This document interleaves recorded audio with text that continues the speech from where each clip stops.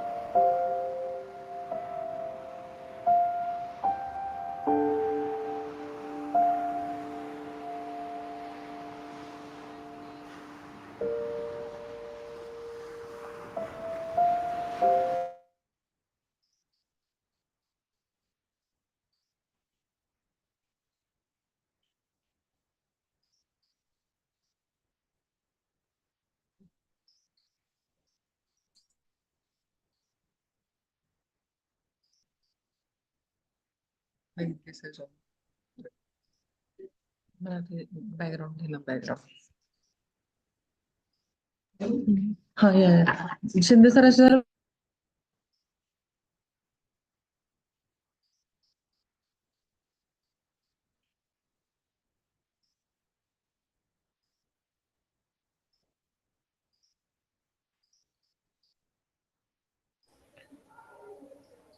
Jagtap madam, नंदुरे madam, आवाज येतोय?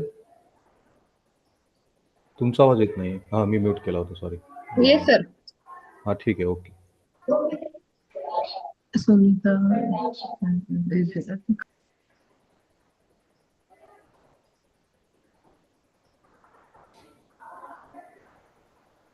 तुम्ही करताय ना शेअर? हां.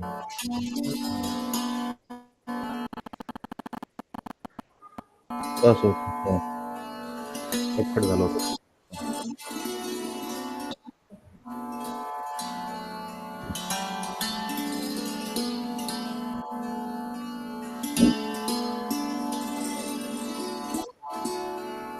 लेट येईल ना ते. लाईव्ह आहे ना तिथं दिलेलं? का थांबलंय ते? का संपली का पीपीटी? रिपीट करा.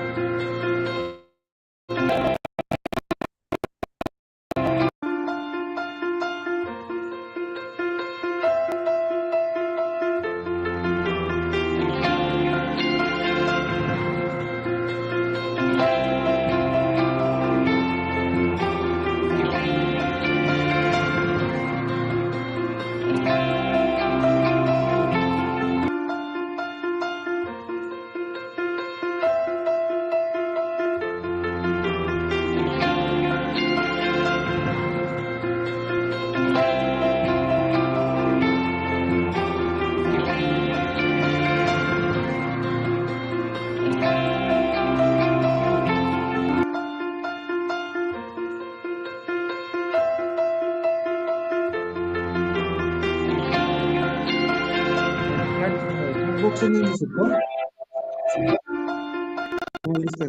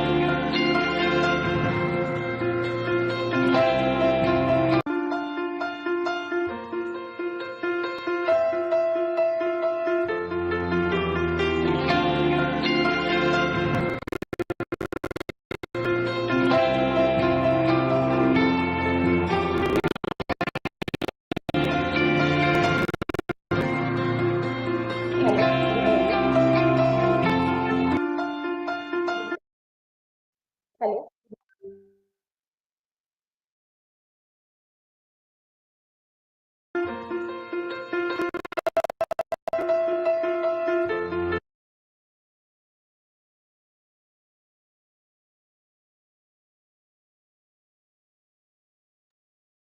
Hello, good morning.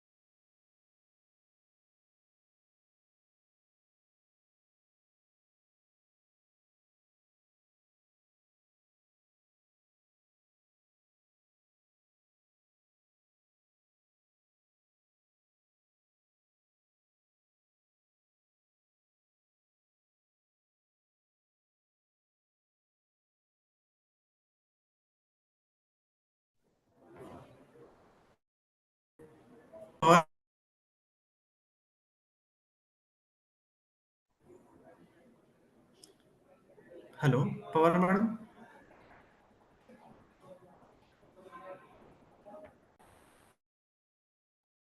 Hello hello. हाँ मैडम गणेश निगडे बोलतो हा बोला ना आवाज सर. आवाज येतोय हो येतोय येतोय येतोय. थँक्यू हो हो. Okay.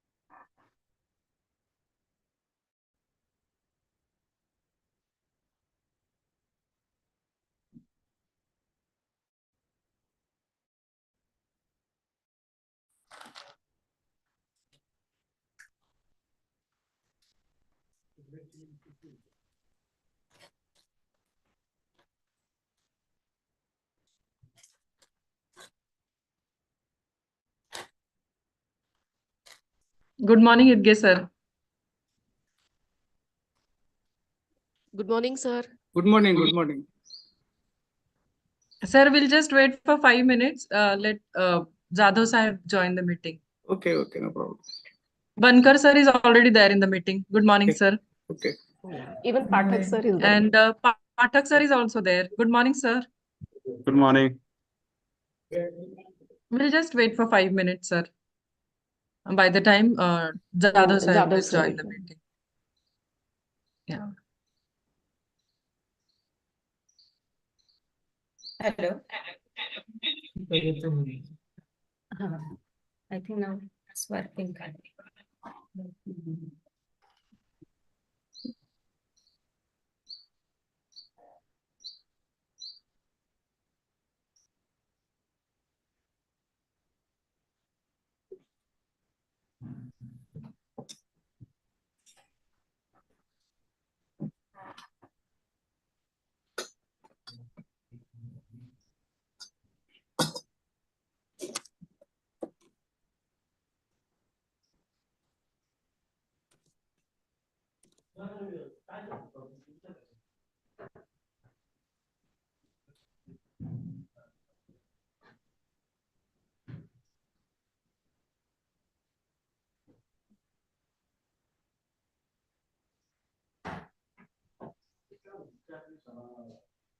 Smita madam,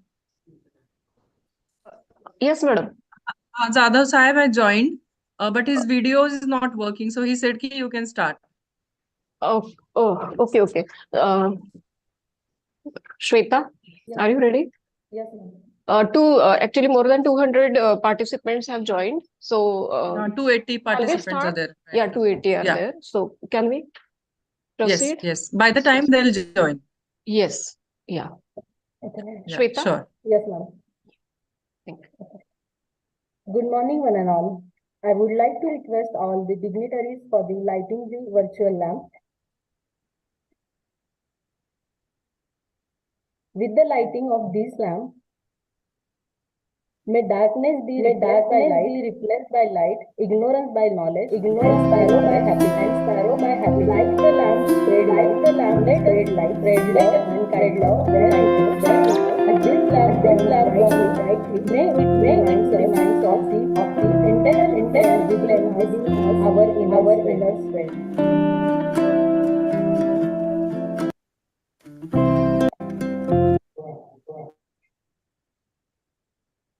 A very good morning to all.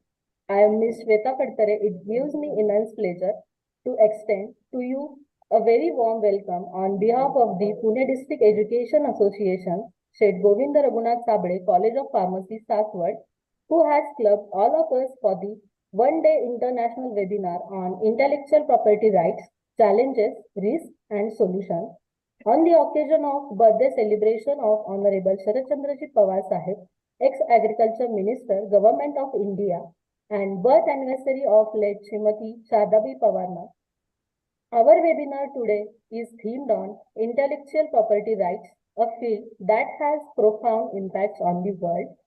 This webinar is designed to engage all of us in thought-provoking discussion and stimulate fresh perspective on focused topics. Now I welcome our today's chief guest, Honorable M. Jadhav sir, Joint Secretary Admin, Pune District Education Association, Dr. Bhaskar Idge sir, ex-scientist NCL, Dr. Prem Pathak sir, Indian Patent Agent, Dr. Umesh Bankar sir, President, Bankar Consulting Services, USA, Principal Dr. Rajashri Chavan Madam, Vice Principal and Coordinator of today's event, Dr. Smita Pawar Madam, and all HODs, IPSC Coordinator Professor Jayesh Jagtap Madam, Coordinator Professor Deepali Jagtap Madam, all delegates, all faculty members, and my dear students. I would like to request our principal, Dr. Rajeshri Chavan Madam, to present virtual bouquet to the today's guest. Welcome all of you, sir. Thank you. Thank you all. I would like to call coordinator of today's webinar, Dr. Smita Pawar Madam, say few words about the webinar. Yeah, thank you, Shweta. Ladies and gentlemen, good morning, one and all present here on the virtual platform for the webinar on intellectual property rights. In my capacity as a coordinator of today's event, I extend a warm welcome to our chief guest and our mentor for this inaugural function, Honorable A.M. Jadhav Sahib, Joint Secretary Admin, PDA. Today's esteemed speakers, Dr. Bhaskar Idge sir, Dr. Umesh Vankar sir, Dr. Prem Prakash Pathak, and our principal, Dr. Rajashri Chauhan madam, all the delegates across the globe, and all my colleagues and students. I welcome you all for a one-day webinar on intellectual property rights, challenges, risks, and solutions organized by our institute on the occasion of birthday celebration of Padma Vibhushan Honorable Shri Sharad Chandra Pawar Sahib, ex-Agriculture Minister, Government of India, and birth anniversary of Srimati Shardabai Pawar. We all know Honorable Pawar Sahib, a veteran politician and influential visionary leader, continuously encouraged to elevate the quality of education of country mass. He feels that Indian youth ought to get introduced to this changing world and must fit into this changed, digitalized world. He insists to investigate the capabilities of our Indian researcher internationally. So keeping these things in mind, our institute organized international one-day webinar on intellectual property rights. The aim of this webinar is to raise awareness and explore the global scenario of IPR while fostering its promotion.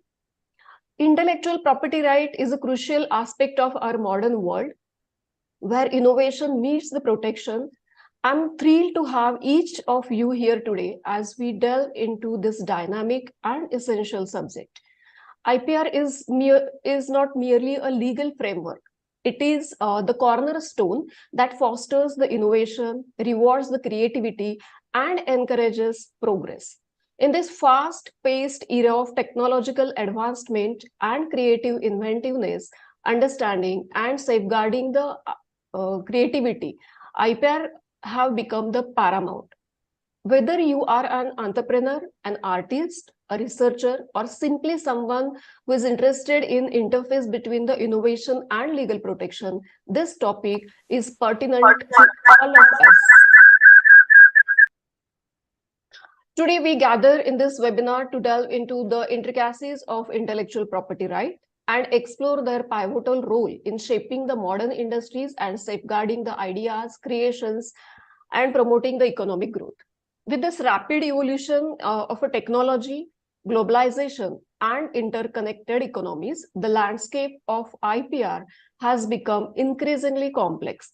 Understanding the shades of these patent, copyrights, trademarks, and trade secrets has become a paramount for individuals and innovators to navigate through this terrain effectively.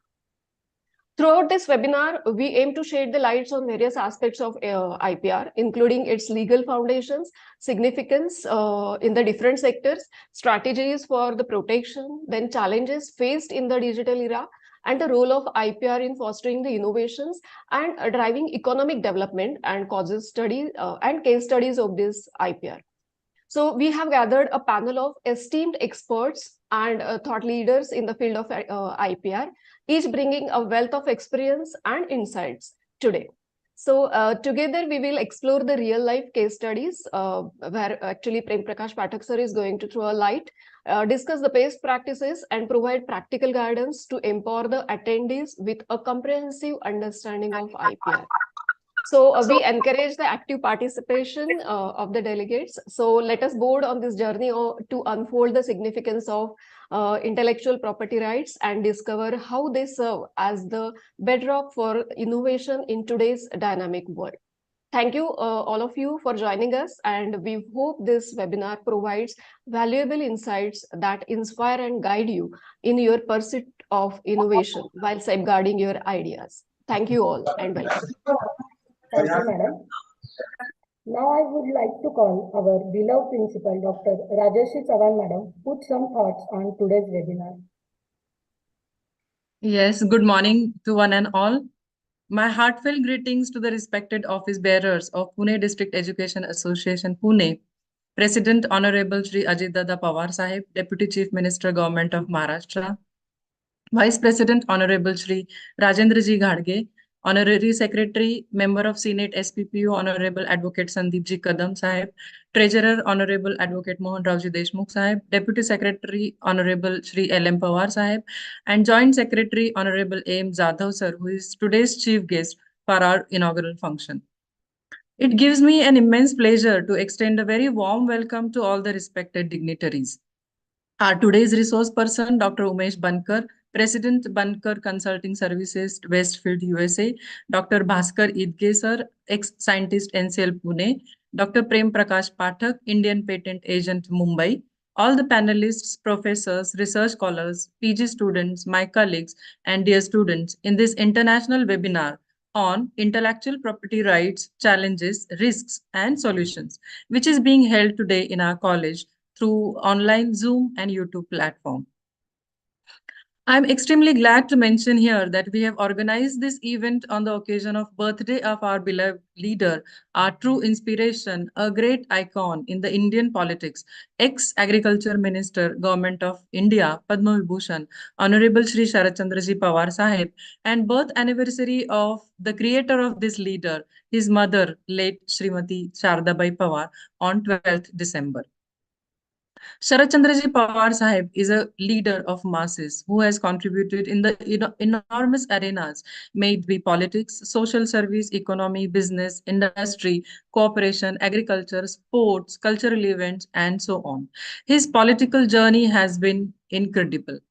His pioneering work is the vital key in the farmers' welfare and agricultural transformation of Maharashtra state. He is a strong believer of science and technology and its impact on the technological growth of our country. I wish him a great success, good health, and lots of happiness on this occasion of his birthday. We deem ourselves to be truly fortunate to get an opportunity to work under the guidance of such a veteran and influential leader, Honorable Shri Sharad Ji Pawar Sahib, and under the visionary leadership of Honorable Shri Ajit Dada Pawar Sahib, Deputy Chief Minister, Government of Maharashtra, and President of our parent society. In order to express our love, respect, and gratitude towards our idols, we have arranged this international webinar on a very important topic, intellectual property rights, challenges, risks, and solutions. How rightly it is said that no power on the earth can stop an idea whose time has come. Intellectual property protection is critical to fostering innovation. Without protection of ideas, businesses and individuals would not reap the full benefits of their inventions and would focus less on research and development. New types of intellectual property rights are on the rise. For example, data exclusivity, orphan drug exclusivity, standard essential patents, etc. India lags behind in the several of these emerging trends, partly because of the lack of legislature in several issues and partly because of its mixed priorities. The legal framework needs to substantiate these issues more coherently while maintaining India's pro-public benefit approach towards IP. Though India has aligned its rule in accordance with TRIPS in the year 2005, still there are many challenges and issues that need to be addressed to maximize the benefits. Thus, getting and granting IP rights in India has become a matter of contention since 2005, and various stakeholders are interested in knowing how India addresses these issues.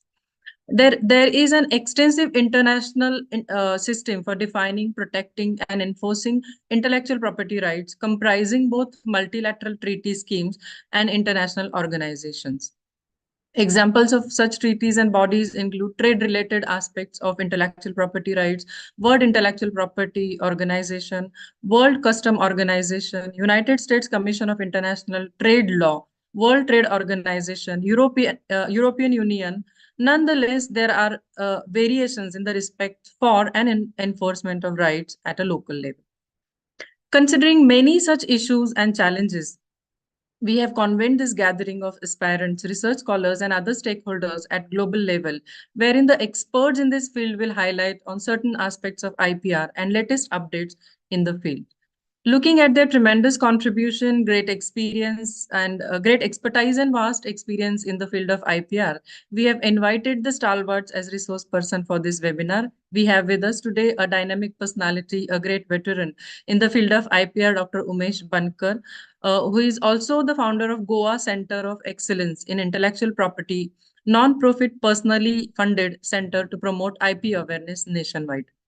We are also fortunate to have with us today a genius, a hardcore researcher, Dr. Bhaskar Idge, sir, ex-scientist NCL, who has given remarkable and outstanding contribution, especially in the field of polymer chemistry. And also we are obliged to have with us the expert, Dr. Prem Prakash Pathak, Indian patent agent, Mumbai. I express my heartfelt reverence and sincere gratitude towards all of them from the bottom of my heart for their kind gestures of accepting our invitation and being part of this event. I'm thankful to all the delegates for their overwhelming response, showing trust on us. As per the statistical data provided by my staff, I think more than 1,500 participants have registered for this webinar. It's our responsibility to give justice to your trust. I assure you that it will be definitely an intellectual treat to all of you. I anticipate the active participation of the delegates in the forthcoming sessions. I'm grateful to the respected panelists, professor, research scholars, PG students for being part of this event. I must appreciate and congratulate the coordinator, Dr. Smita Pawar, Madam, Vice Principal, Mrs. Jayashree Jagtap, Madam, IQC Coordinator, Mrs. Deepali Jagtap, Madam, for their painstaking efforts and hard work to initiate, frame, and accomplish this endeavor. It would be unfair if I forget to mention the never-ending efforts put in by the teaching staff of SGRS, who are working day in, day out for the smooth conduct of this webinar since the inception of thought. Thanks are also due to the technical support team, Mr. Manish Bhagat, Mr. Sagar Bise, and Mrs. Sunita Bate, Madam. Thank you all once again and have a great day ahead. Thank you. Thanks a lot. Thank you, madam. Now I would like to call today's chief guest, Honorable A.M. Jadhav sir, to address the gathering on this occasion.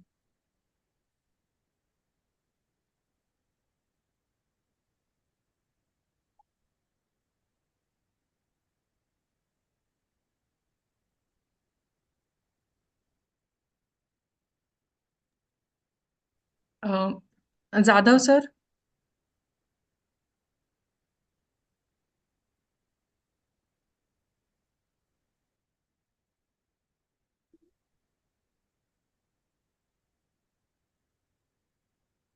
I think he's not there. I'll just check, ma'am. Oh.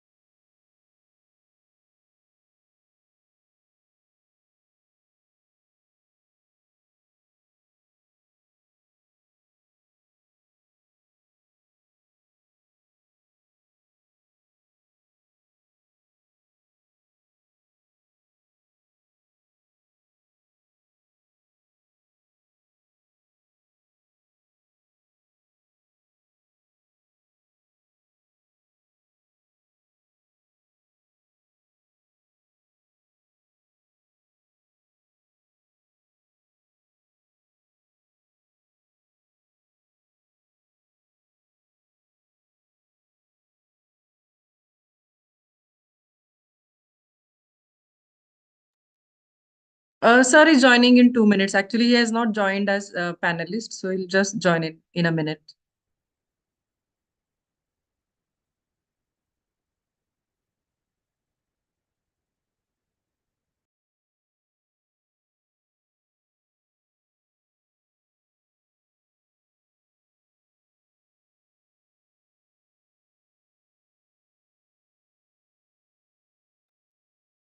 Before proceeding with this, I request all the participants fill the feedback form to receive the certificate.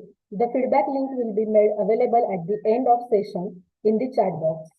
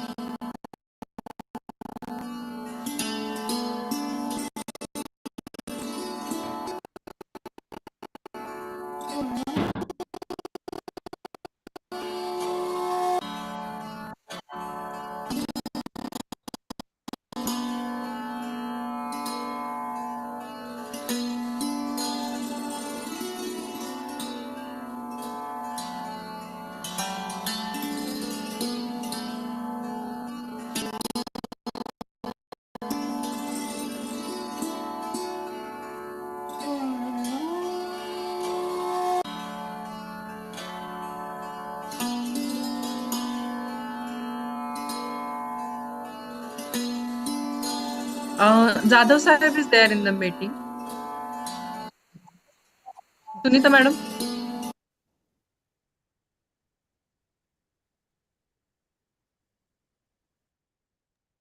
Yes, ma'am. Yes, Jadhav Sahib is there in the meeting. I would request Jadhav Sahib to guide us on this occasion.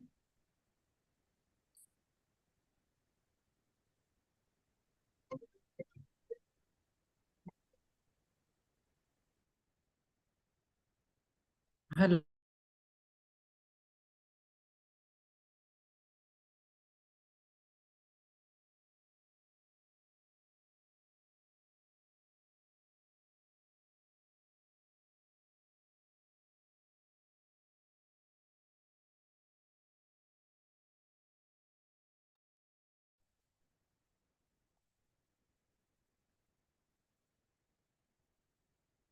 I would like to call today's chief guest, Honorable A.M. Jadhav sir, to address the gathering on this occasion.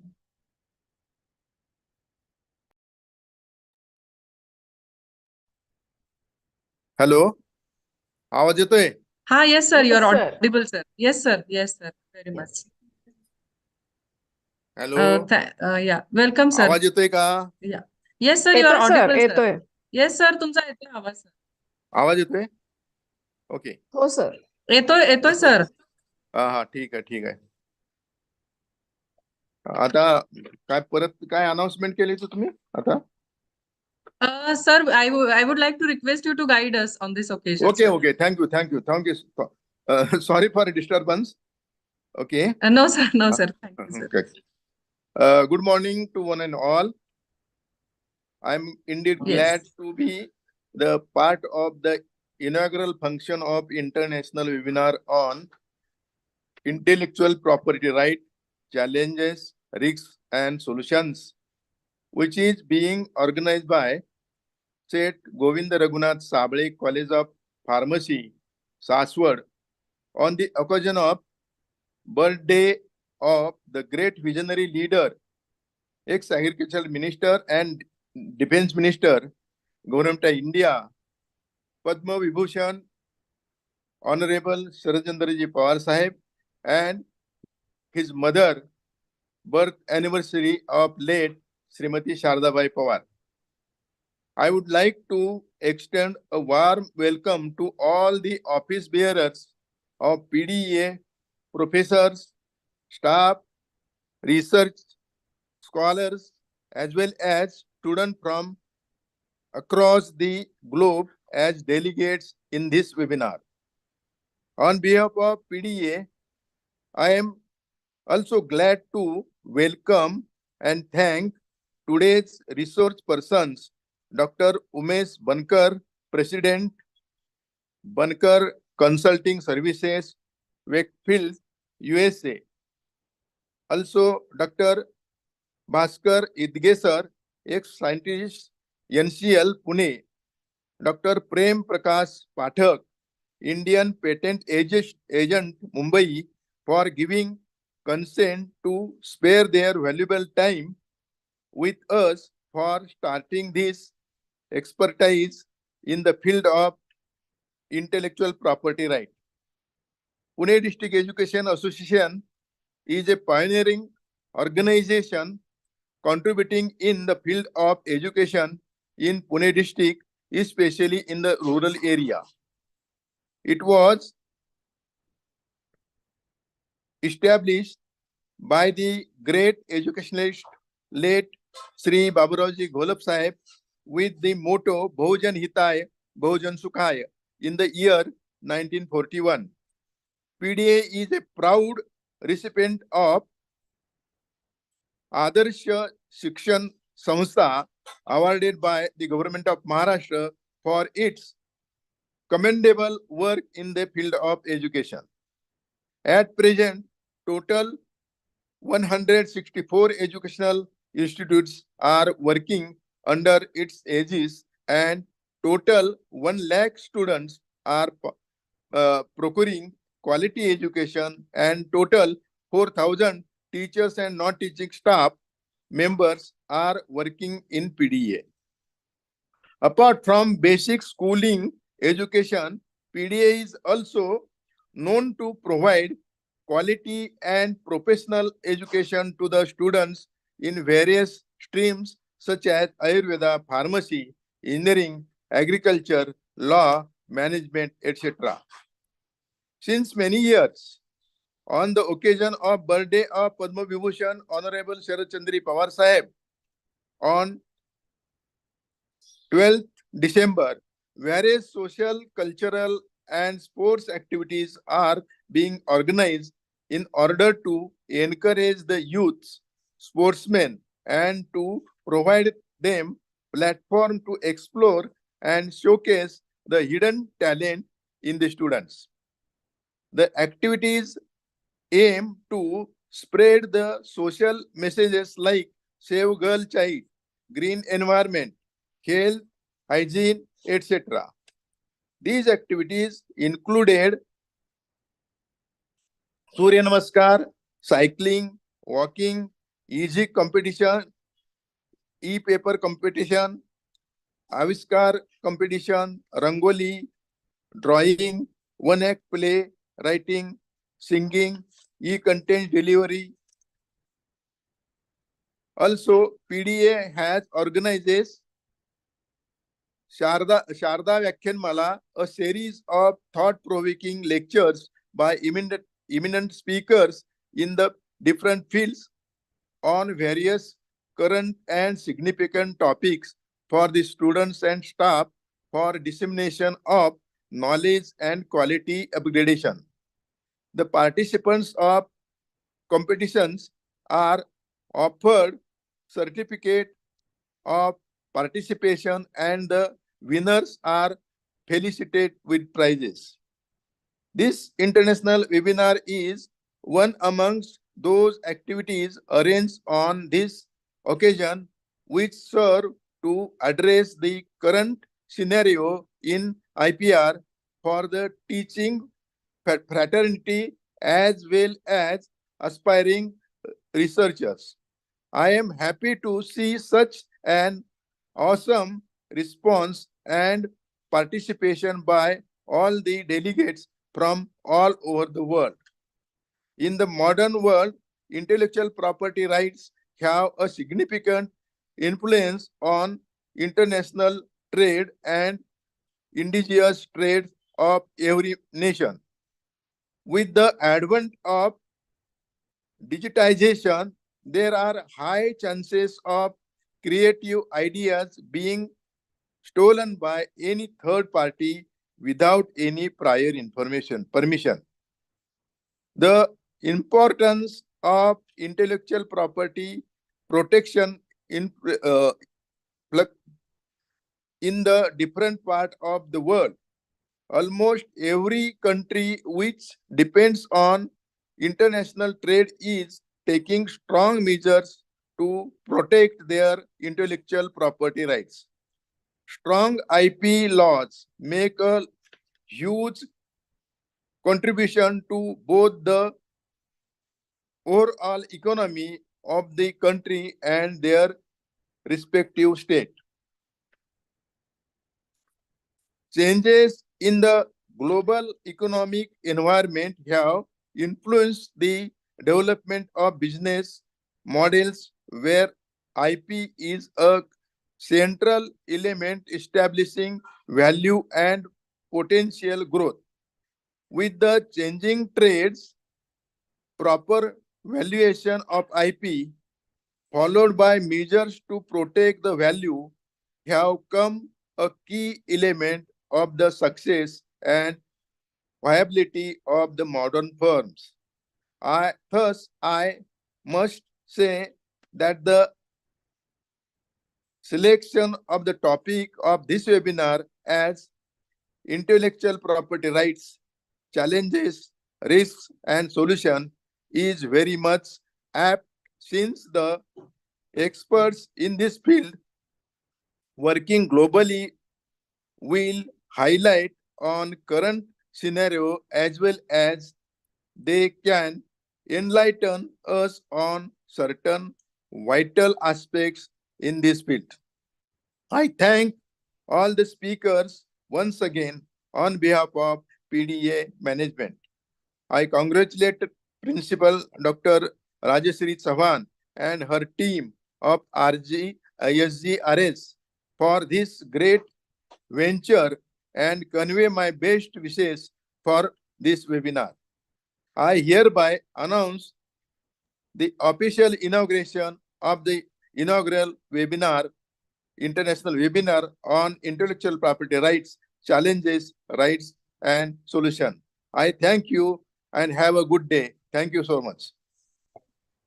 Thank you very much, Thank you, sir, sir. for your valuable guidance. Definitely, all of you are going to have excellent sessions today. Before proceeding with the first session, fill the feedback form. I request all the participants fill the feedback form to receive the certificate. The feedback link will be made available at the end of session in the chat box. With this, I would like to request Professor Vishaka Gaikwad Madam, HOD Polytechnic Department, to chair the first session. Thank you, Shweta Madam. Good morning and warm welcome to all for one-day webinar of intellectual property rights. Today, this task of introducing Dr. Bhaskar Idgi sir, ex-scientist, CSIR, National Chemical Laboratory, as our guest of honor and speaker is a great privilege, who is going to talk with us about the vital part of this webinar, that is intellectual property right and patent filing procedure. With his enthusiasm for educational strengthening, he enrolled and completed his graduation BSc in chemistry from Marathwada University, Aurangabad in 1977 MSc in Organic Chemistry in 1979 from the same university. In 1984, Sir has completed his PhD in Polymer Chemistry from University of Pune, CSIR NCL Pune, and Diploma in Web Enabled Technologies, CDAC from Pune. Dr. Idge Sir has a remarkable experience of 38 years in the research area with different facets of research such as designing, synthesizing, and characterization of polymers. In 1992, Sir worked as a visiting scientist at Perkin-Elmer, Zurich, Switzerland. From 1997 to 2000, he contributed as a visiting scientist, General Electric Corporate Research and Development Center at New York, USA. From 2001 to 2002, he served as a visiting scientist at General Electric Company, Spain. From 2005 to 2007, Sir has worked as a brain pool scientist at Korea Research Institute of Chemical Technology, South Korea. Dr. Idge Sir achieved many accomplishments in the field of research. He is a recipient of 3 national awards. As a member, he is associated with 10 professional societies. Total 135 national and 56 international patents are to his credit.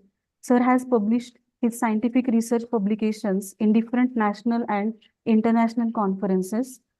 He was invited for more than 120 talks, online, offline, in different scientific research conferences, workshops, and webinars. He guided 40 students of MS, MTech, MPharm, and PhD, and examined 56 theses of MS and PhD students. He is honored as a reviewer for 16 international journals. Dr. Idge Sir has interest in the different research areas. Few of them are such as biodegradable polymers, polymers for controllable drug delivery, polymer recycling, high performance polymers, nanomaterials, optical quality materials, telechellic polymers, quality management, laboratory safety practices, intellectual property rights, thermal analysis of polymers, computer programming and web-enabled technology, laboratory safety, applications of Six Sigma tools for quality management. With this brief introduction, I would like to call upon Dr. Bhaskar Idge Sir, ex-scientist CSIR, National Chemical Laboratory, to shed light on the topic intellectual property and patent filing procedure. Thank you.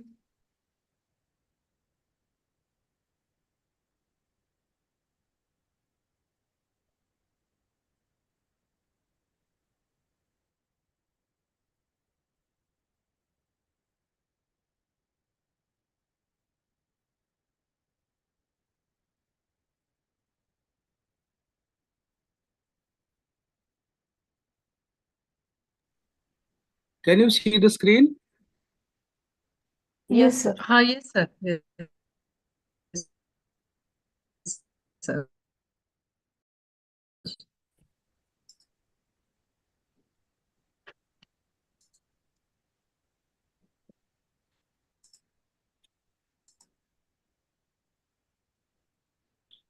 It is the screen.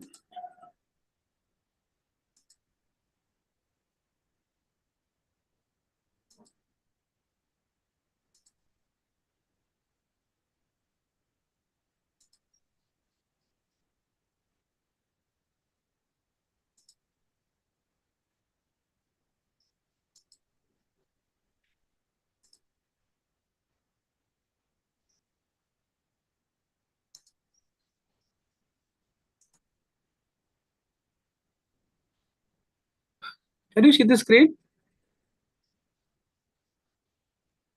Sir, Hello? we are not able to see your screen right now. Screen sharing is started now. Screen sharing has started, but we can't see the screen.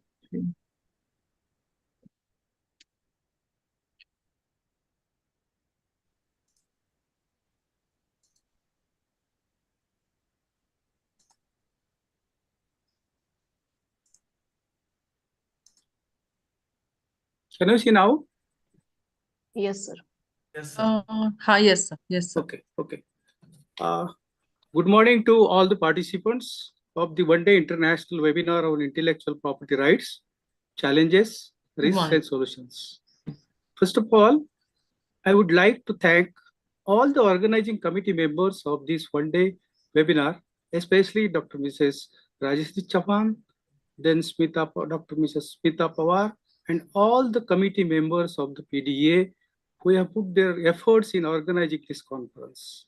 It gives me a great pleasure in joining this webinar by sharing my knowledge and experience in the field of intellectual property rights for last 4 decades. Okay. Even though the title of the webinar is IPR, Challenges, Risks, and Solutions, I would like to throw some light on the basics of IPR because most of the students from the graduate and the postgraduate degrees, they are joining for this conference. So it will be better for them to give some basic idea about the what is intellectual property right.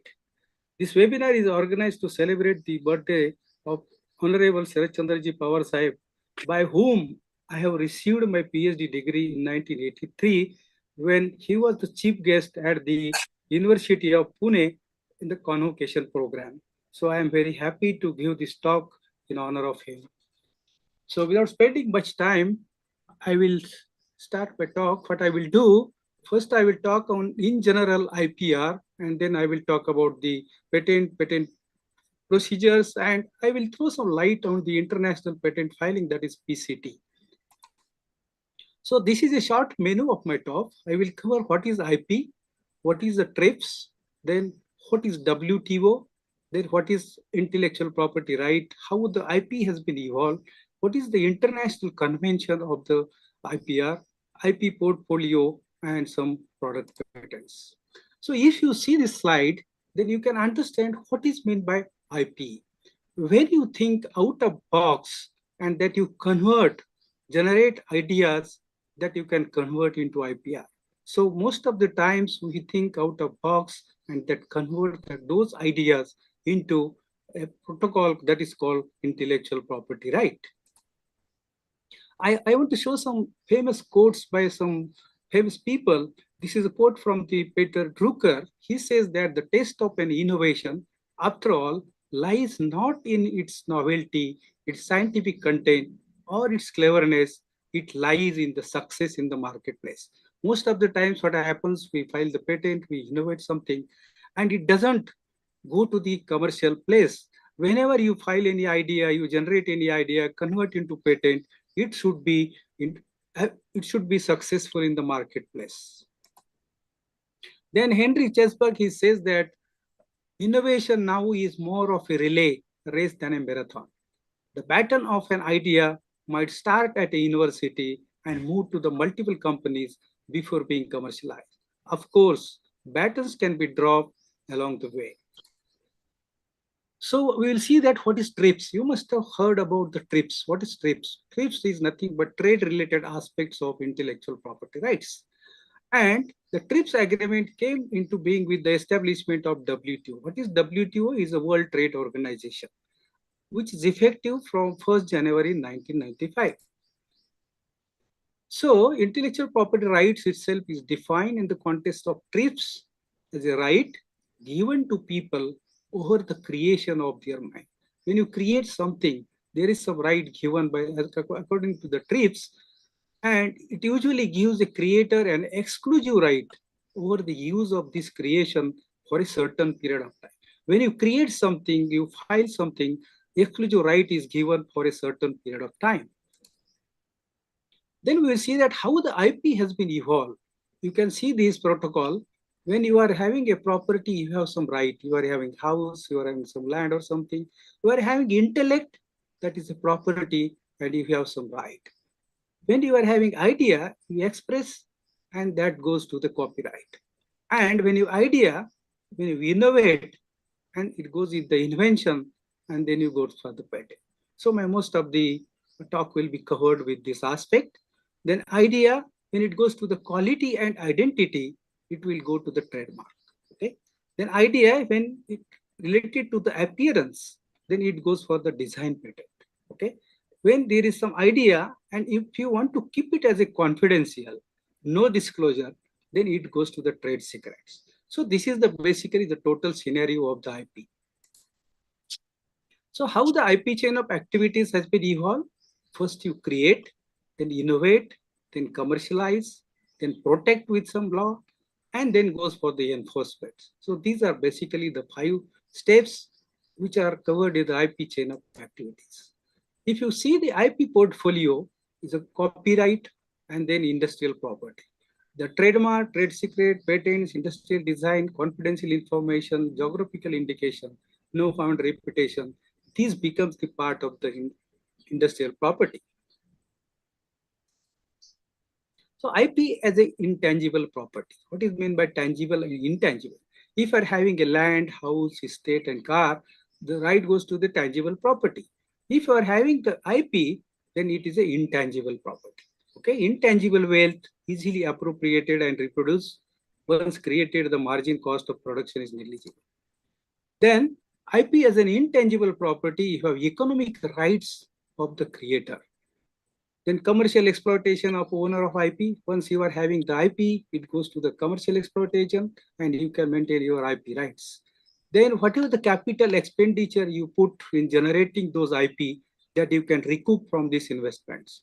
Then transfer of technology, when you want to transfer a technology of any idea or any patent, then you should have your own rights. And basically, important is the culture development. Once you develop a culture of generating some patent filing or generating some ideas and converting those into patents, and this is basically very, very important in a organization is concerned. And this actually culture development is very, very important in every college, every university, every institute. This is become a part of life now. So why you have to protect the IP? Most of the times we put some expenditure, capital expenditure in generating some products, generating some materials, okay? You put some money in the research and development, then marketing and advertisement, and there should not be any free loaders, okay? And you have to maintain some loyal followers, and important is the profit, okay? That's why IP, you have to protect it. IP as a property, you can sell it. Today, I am having several patents, but I am not going to do any production. But what I did, I have sold my IP to the multinational companies, and by which I am getting the money in the form of a royalty. Okay, IP can be bought, or suppose you want to stop the other people working in that area, you can buy those patents and you can maintain a monopoly in that area. IP can be leased out. You can also lease out or rent out the IP. IP can be passed under a will, like your land, like your house or other properties. IP can be assigned to your relatives, to your friends, to your colleagues, other things. Then we will see this how the IP is an international convention. Most of the people, they don't have knowledge about this. That's why I put this slide here. What is Paris Convention for Protection of Industrial Property? It came in 1967, but it is 1989. Then the Berne Convention for the Protection of Literary and Artistic Work. It is 1971 it came, actually in practice 1990. Then trade-related aspects of intellectual property agreement. It came in 1994, in practice actually in 1995. Then WCT, this is for the digital agenda, and the PCT, Patent Cooperation Treaty, it came in 2004. If time permits, I will talk on PCT. What is PCT? Then Paris Convention, basically, this is nothing but for protection of industrial property, then trademark, then patents, then unfair competition, which is governed by the domestic legislation. Then what is Berne Convention? This is basically for the protection of literary and artistic work, which is governed by the national legislation.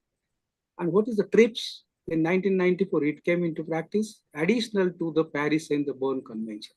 It has a minimum requirement for filing the patents, most favored nation treatment, and strong enforcement procedures. What is WIPO Cooperation Treaty? This is for digital agenda, technological measures, such as circumvention of technological measures. Then PCT, we'll see what is PCT. This is making easier to make patent application in a designated country. This is a single window application where you can file your application and take the claims in the different countries. International phase to the national phase. Then we'll see what is international convention. WIPO. WIPO is a UN organization dedicated for promoting the use and protection of works of the human spirit. Headquarters is located in Geneva, Switzerland. there are about 184 nations who are the members of the PCT. What is the responsibility of PCT? Manage all your intellectual property rights. Then the training programs are available on the web. You can go and see the tutorials, read the, and get the more knowledge. This is basically for academia and the seminars. You can see that IP, this is a flowchart. You can see that what is IP? It's the copyright and the industrial property. Under the copyright, there is a right of author or right of performer. And then industrial property, then it goes to information and innovation. Under information, you can go for trademark, then the geographical indication. And under innovation, you can go for patents, trade secret, and the industrial property. We should understand some of the basics of the intellectual property. What is meant by intellect? The mental faculties or the power of the faculty of the mind. That is intellect. What is the power or the faculty of the mind by which one knows or understands as distinguished from that by which one feels and that by which one wills. Okay, feels and wills, they are very important words here. The understanding, the faculty of thinking and acquiring the knowledge. And what is property, which is owned by a person? When you own something, okay, then it is your property. Then again, there are two types of properties. One is a tangible and the intangible property. So what is tangible property? Which you can see, feel, or visualize the property, easy to determine the value, and has no particular term, can be indefinite and permanent intangible. What is intangible? It doesn't have a visible form. Very difficult to fix the value in terms of IPs. Then has a particular term. Some forms term can be renewed or extended. There are some examples I have shown here, type of IP rights, trade secrets, copyrights and related rights, industrial designs, trademarks or the brands, geographical indications, then unity models and the patents, new varieties of plants, and unfair competition. So there are some of the examples. When you write here such type of signal, that means this material is a copyrighted. These are some of the additional examples you can see here, which are of industrial designs. You can see here interesting here, the Kolhapuri chappal from Kolhapur. Then there are different designs of the pharmaceutical products. Okay. There are different designs of the textiles and the jewelry.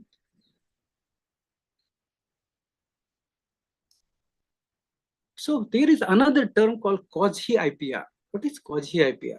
This is for the data exclusivity, brand loyalty or the goodwill.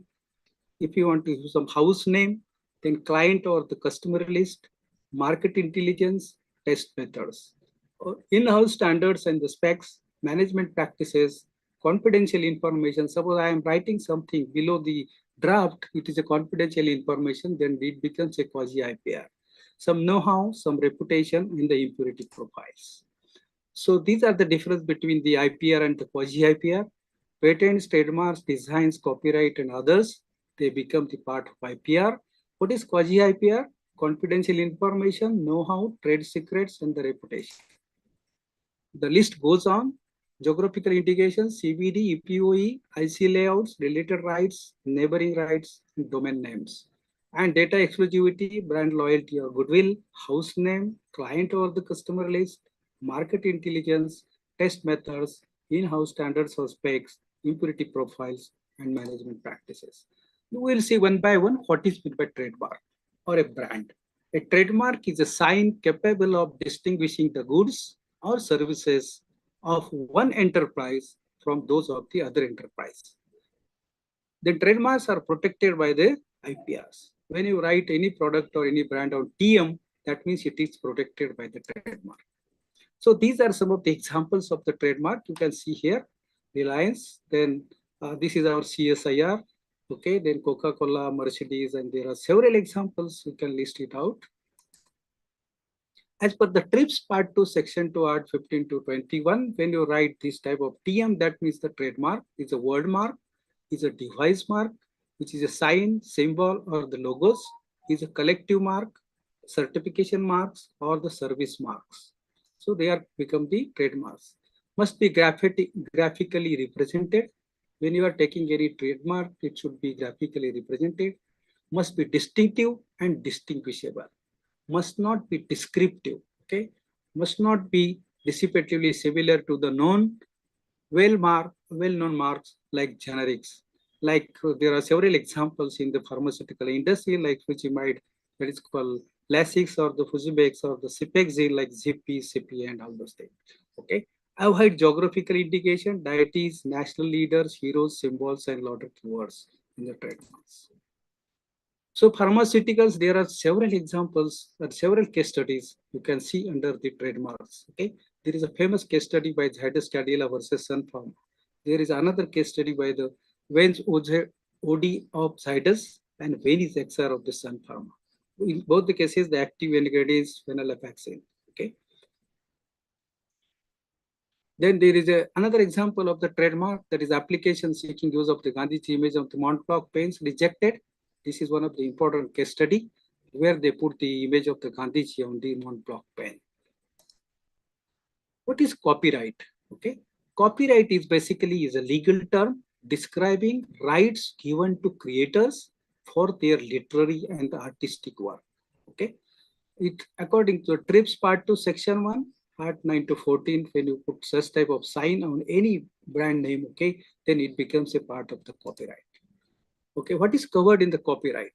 Literary works like novels, poems, plays, reference works, newspapers, computer programs, databases, films, musical compositions, choreography, the list goes on.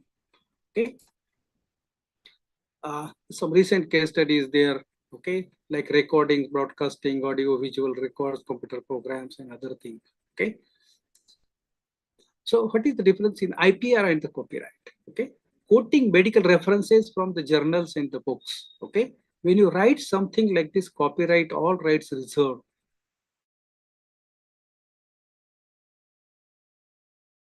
Reproduction likely to cause copyright violations. There are several examples you can see. Always acknowledge, obtain the prior permission if you're taking somebody's material and putting into your paper, publication, or any writings. Abstract summary may be written in one's own language and quote the source. Be aware that we are the domain and the domain in the global regime, use of internet for selling and marketing, downloading from the internet except for the personal use. Okay. There are recent copyright cases. Okay, Chetan Bhagat versus Three Idiots. October 10, Kolkata High Court declared that Saregamapa has the right to grant the license. Then again, April 2010, Kolkata High Court restrains the use of the song company to the state. So there are several examples you can see in the literature about the copyrights. I have captured few of them. Distinction in the degree of protection in the copyright and the patents. Copyright basically expression of ideas. Protection is specific, and its protection scope is fairly narrow. In patents, is a novel idea itself when applied and useful. Okay, can cover a relatively broader scope, including various applications for programs. Like broad protection includes equivalence. Like pharmaceuticals in the Design Act, some examples I have shown here: shape, size, color, etc. US patent is granted to the Merck and other things for this. Then pharmaceuticals in the copyright, like the package insert, whatever package insert you prepare, or information booklet, okay, you prepared, that becomes a part of copyright. Then come to the geographical indication. What is geographical indication? It is an indication. It originates from a definite geographical territory. It is used to identify agricultural, natural, or the manufactured goods. The manufactured goods should be produced or processed or prepared in that territory. It should have a special quality or reputation or other characteristics. GI of goods are defined as the aspect of the industrial property with geographical indication referring to a country or to a place located or situated there in being the country, the place of the product. So typically such a name conveys as an assurance of quality. Most of the times we buy some product and if it is coming under GI, then we are confident about the quality of the products and distinctiveness, which is essentially attributed to the fact origin that defines the geography. It is covered by the TRIPS Part 2, Section 3R 22 to 24. So basically India is a member of the WTO, okay, enacted a geographical indication of goods that is Registration and Protection Act 1999, has come into force with effect from September 2003. Geographical indication of goods, Registration and Protection 99, then Registration and Protection rules in 2002. So there are some of the examples of geographical indication. You must have heard about the Basmati case, how the CSIR has won this case, okay, in the court of law. Then Darjeeling tea, then Kanchipuram silk, Alfonso mango, then Nagpur orange, Kolhapuri chappal, Bikaneri bhujia, Agra peta, Goa feni, Parkam matta, Nevada rice. So there are, the list goes on. I have highlighted some of the examples just to show. This is the recent case of the Tirupati Laddu, which is coming under geographical indication. October 2010, rectification petition filed with GI registry. In 2010, Madras High Court dismissed the petition on the grounds that the alternate remedy of rectification under GI Act has not been exhausted. October 2009, PI filed a Mohan Rajan and Madras High Court challenging the grant of GI for the Tirupati Laddu. And then September 2000, GI granted the Tirumala, okay, Tirumala Devasthans. We'll see what is trade secret. Trade secret is nothing but is basically a formula, is a practice, is a process, is a design, is an instrument, is a pattern or compilation of information, which is not generally known or reasonably ascertainable, by which a business can obtain an economic advantage over the competitors or the customers. Okay. In some jurisdictions, such secrets are referred to as confidential information or the classified information. Most of the times we prepare some draft, below that we write the confidential information. Okay, this becomes a part of the trade secret. Okay, so what is covered under this? A formula for the sports drink, survey methods used by the professional pollsters, some recipes, a new invention for which a patent application has not yet been filed, or some marketing strategies, manufacturing techniques, and the computer algorithms. So these are some of the additional examples. Okay, formula for Coca-Cola, the Big Mac special sauce, KFC chicken recipe, and so many things. So this is a summary of what is, how does the IP portfolio looks. Okay, this is basically a patent granted to Cipla. This is a multi-inhaler, and I have shown here. This is a US patent 7395821 granted for this multi-inhaler based on the novelty and the inventive step. Okay, and then the copyright has been given for this package insert and the information leaflet, and the trade secret is given to this know-how, okay, which is a confidential information and undisclosed technology. And for the design, for this external appearance, the design patent has been granted.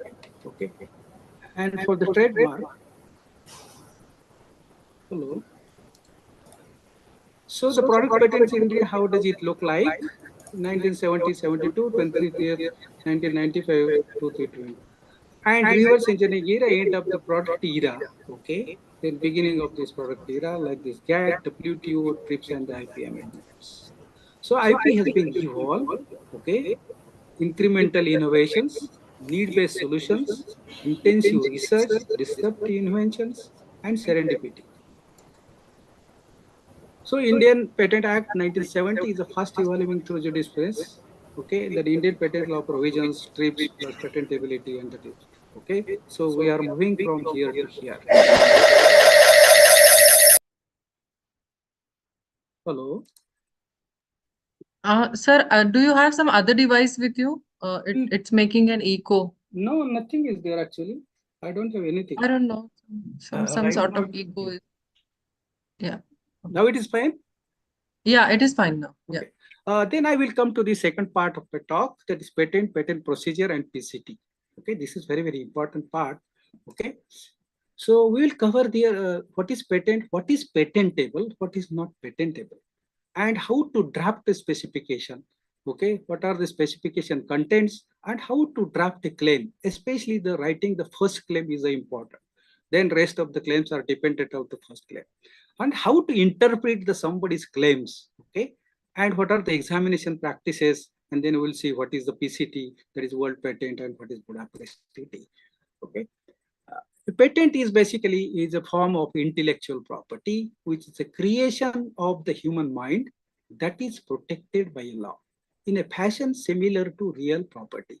Like we protect our piece of land, our house, or any other thing, similarly, the intellectual property is also protected by a law, and that is nothing but a patent. So it is a limited monopoly right conferred by the country in consideration of disclosure of the invention, like for example, Steers versus Rogers. Okay, what the latest patent refers is the right to exclude others from exploiting or using the particular invention. That's why you have to file a patent. The legal definition of a patent is a property right granted by the government to an inventor to exclude others from making, using, offering for sale, or selling the invention or importing the invention for a limited time in exchange of the public disclosure of the invention when the patent. Today, I have granted about 56 patents, but I am not going to do any production but in that process, what I will do, I will exclude others from making, using, offering for sale. In that process, I will get some royalty or some,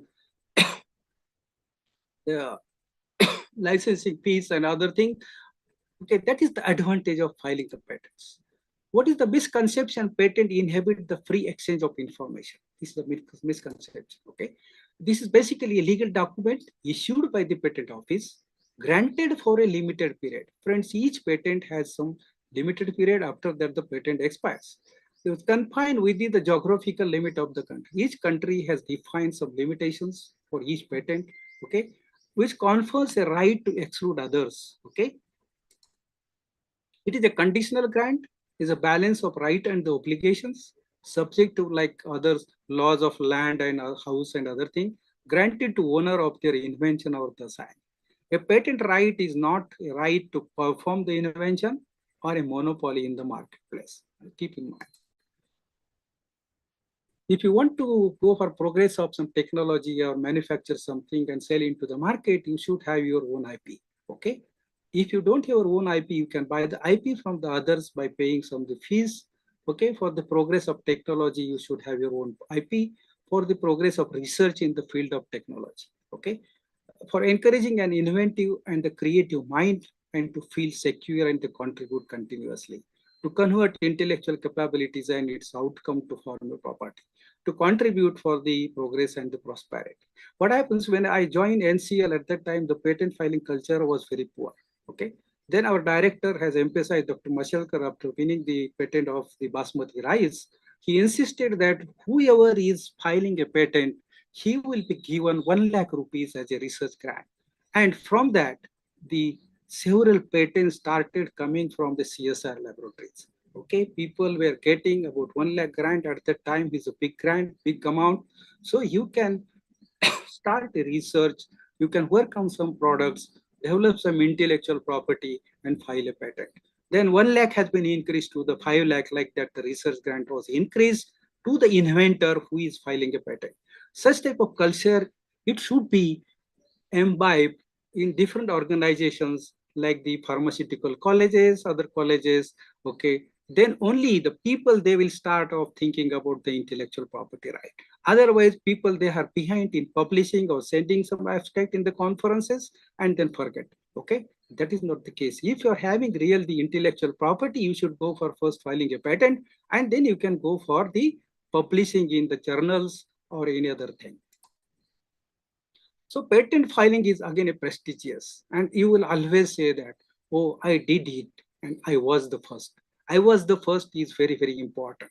Okay. The person who is the first who invents this, then the right goes to him. And easy publication, there are no editors, there are patent agents sitting and they will read your patents and they will put some queries, they will call for your interviews and then it will go for the publication. There are licensing possibilities. If you are number of patents, then the big companies, multinational companies will come to you and they will ask for licensing those patents so that they can go for the production. In that process, what you can do, you can recoup money, whatever you have spent in the research and development. Okay. And because of this, there are expanded collaborations. And because I was working in different areas, I could able to work about 6 multinational companies who are the giant leaders in the different products all over the world. The commercial advantage over the competitors, provide valuable trading assets to help assure freedom to operate. Okay. So a patent is nothing but is a grant by the government entitles the owner, an individual inventor or the company to exclude others from making, using, selling, offering to sell or import into country a patented invention. A domestic patent only provides these exclusive rights in the country. A patent does not necessarily give the owner the right to practice the patent because of the other's potential prior patent rights. Always in India, you must be first to find the system. Okay. So you can see the IP portfolio. How does it look like? Of course, my student Prem Prakash Patak, he will highlight some of the things related to these. But just for the general idea, I am showing this flow chart. Is a Controller General of Patent, Designs and Trademarks. You can see our patent office. They are located, her office in Calcutta, branch offices, then Delhi, Chennai, and Mumbai. The design office is located in Kolkata. Then IPTI, then NIPM office is located in Nagpur. Then TM registry offices, head office is in Mumbai. Then the branch offices in Delhi, Kolkata, Chennai, and Aurangabad. Then GI registry offices in Chennai. So how does the organizational structure look like? The Controller General, then Joint Controller, Deputy Controller, Assistant Controller, and there are examiners, okay, who are highly qualified people, who are basically the PhD holders in different areas, okay, who qualify that exam, crack that exam, and then become the patent agent. What is the old? We'll see what is invention. We should understand what is invention. The old definition of invention is very big. New definition of invention is very attractive. It covers everything. Invention means any new and useful art, process, method, or manner of manufacture, machine, apparatus, or other article, substance produced by manufacturer, and they includes any new and useful improvement of any of them and the existing. So the new definition is very attractive. It's a invention means a new product or a process involving an inventive step. This is very, very important and capable of industrial production or industrial application. With effect from 2003, this definition is in practice. According to section 210, what is invention? We should understand what is meant by invention. Is nothing but a new product or process involving an inventive step and capable of industrial application. These three things are very, very important that comes under the invention. What is patentable? Once you are having the solution or invention, it goes for application. We satisfy the condition that is patentable. And Diamond V. Chakravarti US patent, he says that in 1980, anything under the sun that is made by a man, that is patentable. Okay. Then invention must relate to a process or product or both, must be a new or a novel, must involve an inventive step which is capable of industrial application and does not fall under section 3 and 4 of the patent law. What is meant by new? Most of the times we don't understand what is meant by new. Invention must not be published in India or elsewhere. Most of the times what we do, we are always in a hurry to publish a paper in a journal, okay, before filing a patent, before understanding the invention in detail, or you go to the conferences and then publish a poster or a paper, okay? Don't do that mistake. If your invention follows these three criteria, then go for first filing and patent, and you can go for in the conferences and other things. In prior public knowledge or the prior public use within India, claim before in any specification in India. What is inventive step? Most of the times we don't understand what is inventive step. This is basically a feature of an invention that involves technical advantage as compared to the existing knowledge, or have an economic significance or both, and makes the invention not obvious to a person in the skill in the art. This is a very important slide. What is the requirement for the patentability? Useful, novel, and non-obviousness. What is useful? Must have some utility. Suppose you have developed something, it should have some applications, it should have some utility, which achieve some objective, okay, and not against the public policy, okay. That is coming under usefulness. What is novelty? Must be a new, different from the prior art. Okay, what is there in the prior art, it should be different.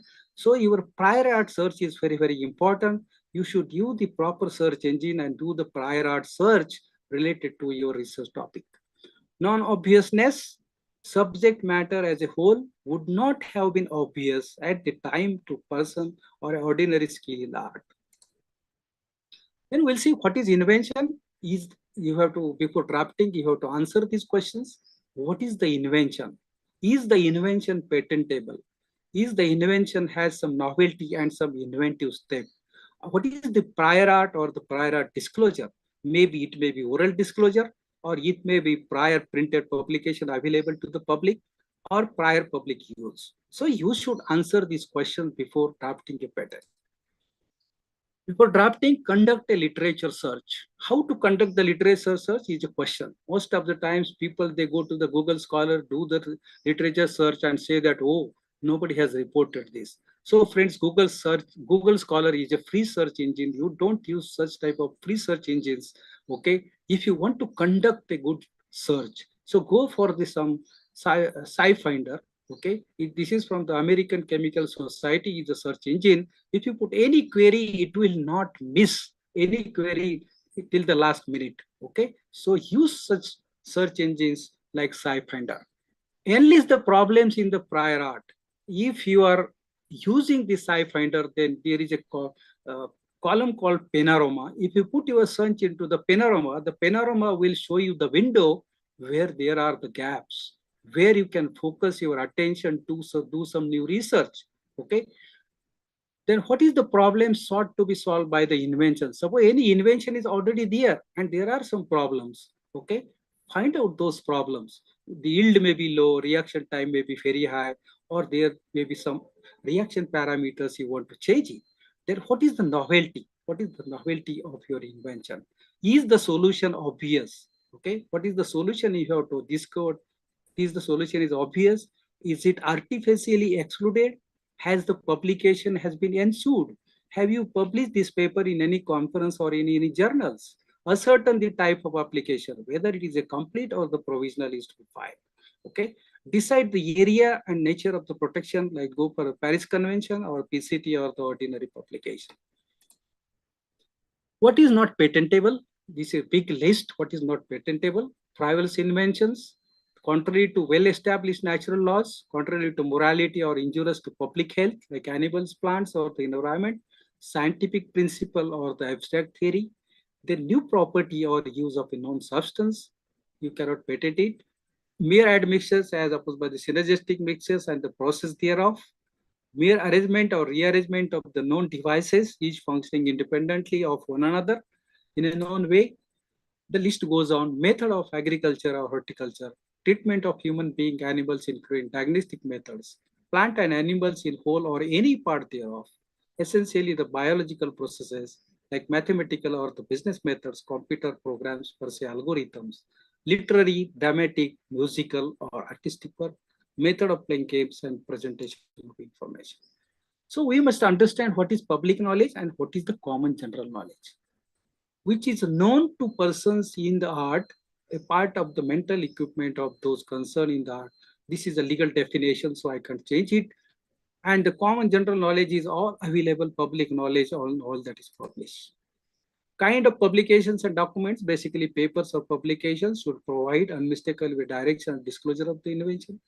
Even a single disclosure is sufficient. Okay, extent of publication availability. Okay, other thing. If you go to the foreign countries and work with the multinational companies, there is a term called patent disclosure letter. When you are performing any invention, you have to write in short, what is your invention, what is the novelty, what is inventive step, that is required just for the date of the claim. Okay, and that is to be filed in the patent office, and the detailed patent you can file in between. Okay, so such practices should be allowed in India also, to filing such patent disclosures and then that converting into patents. Who reads your specification? Patent office or licensee or the assignee, court of law, the technical peers or the skilled persons, your competitors, commercial players, and the general public. So again, there are two types of specifications you have to write in patent: provisional and the complete.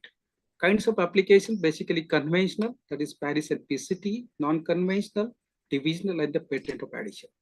So what is provisional specification? What are the pros and cons? When there is an urgency, suppose a student want to submit the thesis, okay, then it is in urgency, or a commercial disclosure, then submission of thesis, then inventors leaving the company, then accidental disclosure. Sometimes you plan something and you got something that becomes a part of the invention.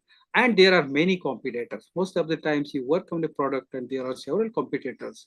In such cases, you have to go for immediately filing the provisional specification. It's basically a document describing the invention, and the need not contain any claim.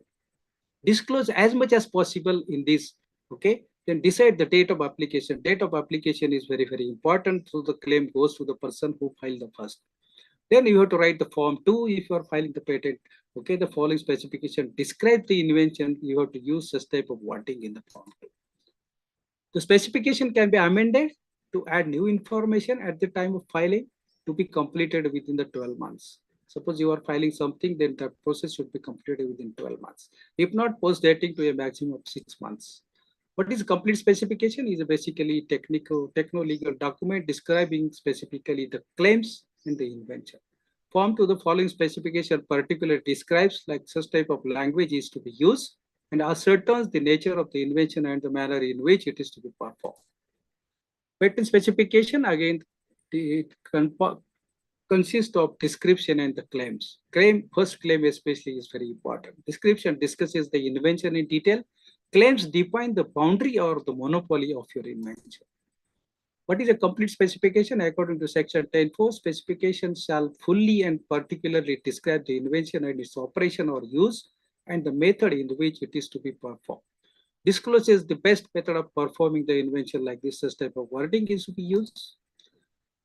It must describe the invention comprehensively, should fully explain the problem to be solved with the examples. There should not be any ambiguity. It should be adequate and sufficient so as the person the skill art to perform and repeat the invention without the inventor.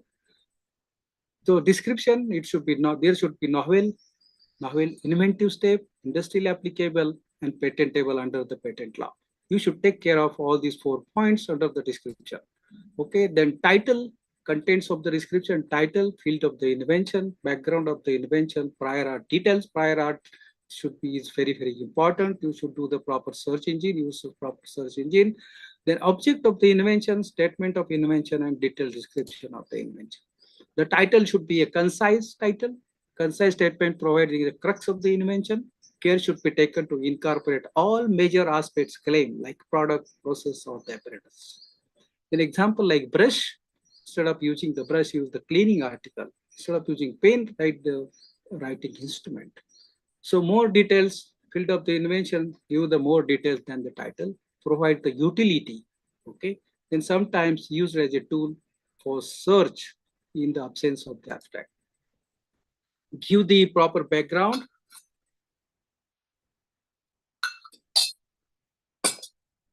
Which provides the technical background of the invention. Prior art is very, very important, and if you do use the proper search engine, your prior art search is good. Use a brief write-up of which known before the invention. It sets out the problems associated with each of the known art and describes the problem proposed to be solved by the invention. In India, this is not mandatory. Okay, and you see in the prior art, okay, there are different approaches. Suppose your prior art this piece and your some embodiment is like somewhere here, that becomes a part of the invention. The unsolved problems in the prior art, what are the unsolved problems are there? Prior art solution doesn't work or describe a new solution adequately. Write the object of the invention, which provide the purpose of the invention. What are the main objects and what are the ancillary objects? Then give the essential aspects and the preferred optional aspects. Statement of the invention, basically it forms the main claim. Main claim is the first claim, okay, or claims in the verbal agreement. It is essential only when there is an omnibus claims. Then detailed description, basically give the detailed description which set out the best mode of performing the invention. Describe the invention in a greater detail with examples like illustration, tables, graphs, diagrams, etc. Description sufficient to enable a skilled person to put out the invention into practice. Claims, especially the first claim, is the heart of the your invention. The main claim defines essentially features and the subclaims and also defines the preferred and optional additional features.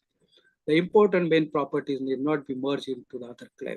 A separate claim has to be formed for the important features. Is the operative part of the specification claims defines the monopoly to be conferred by the patent.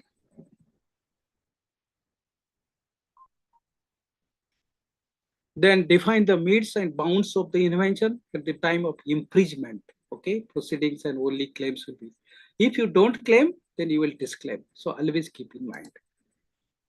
Then invention, what are the do's and don'ts? Generic expressions should not be substantiated or supported properly. The names, terms used should be familiar to the person skilled in the art. Any newly coined terms like name should be clearly described. Then the specification must describe the invention concisely. Okay, it should explain the problem solved fully with examples. There should not be any ambiguity when you are writing the invention. It should be adequate and sufficient so as enable to the art to perform the invention. What are the do's and don'ts in the chemical invention? Specifically, substance per se, broad coverage. Substance can be defined in terms of write the nomenclature, give the general formula, give the structural formula, give the constituents, give the properties, give the constituents, all the structural features used, etc. Then product per se, give these composition, synergistic mixture. Then second generation product is efficacy, describe the essential ingredients of the products and the composition ratio and the percentage of the ingredients, their effective amounts, and any optional and additional things. Then for process, important is the starting materials. What are the steps of the process? What are the different parameters involved in this process? And what is the end product? Okay. The proportions provide a broad workable range unless an exact amount is crucial and essential to the success of the invention. Okay, specify the class and specific chemicals used. Example, all oxidants, like use such type of word that would enable the invention, or alkali or acids that would help to work the invention. Such type of examples. For the fundamental research, like PCR techniques, give specification to describe the general art, give the different approaches adopted, give the detailed enabling process, and the best for performing the invention.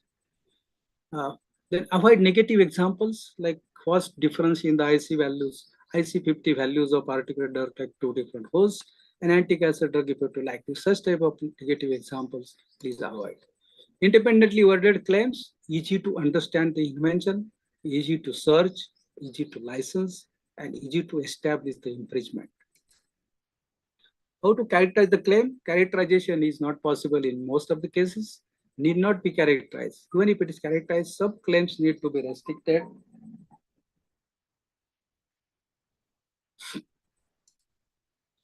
What is infringement? Most of the times you must have heard about in the newspapers also, XYZ company has infringed XYZ company.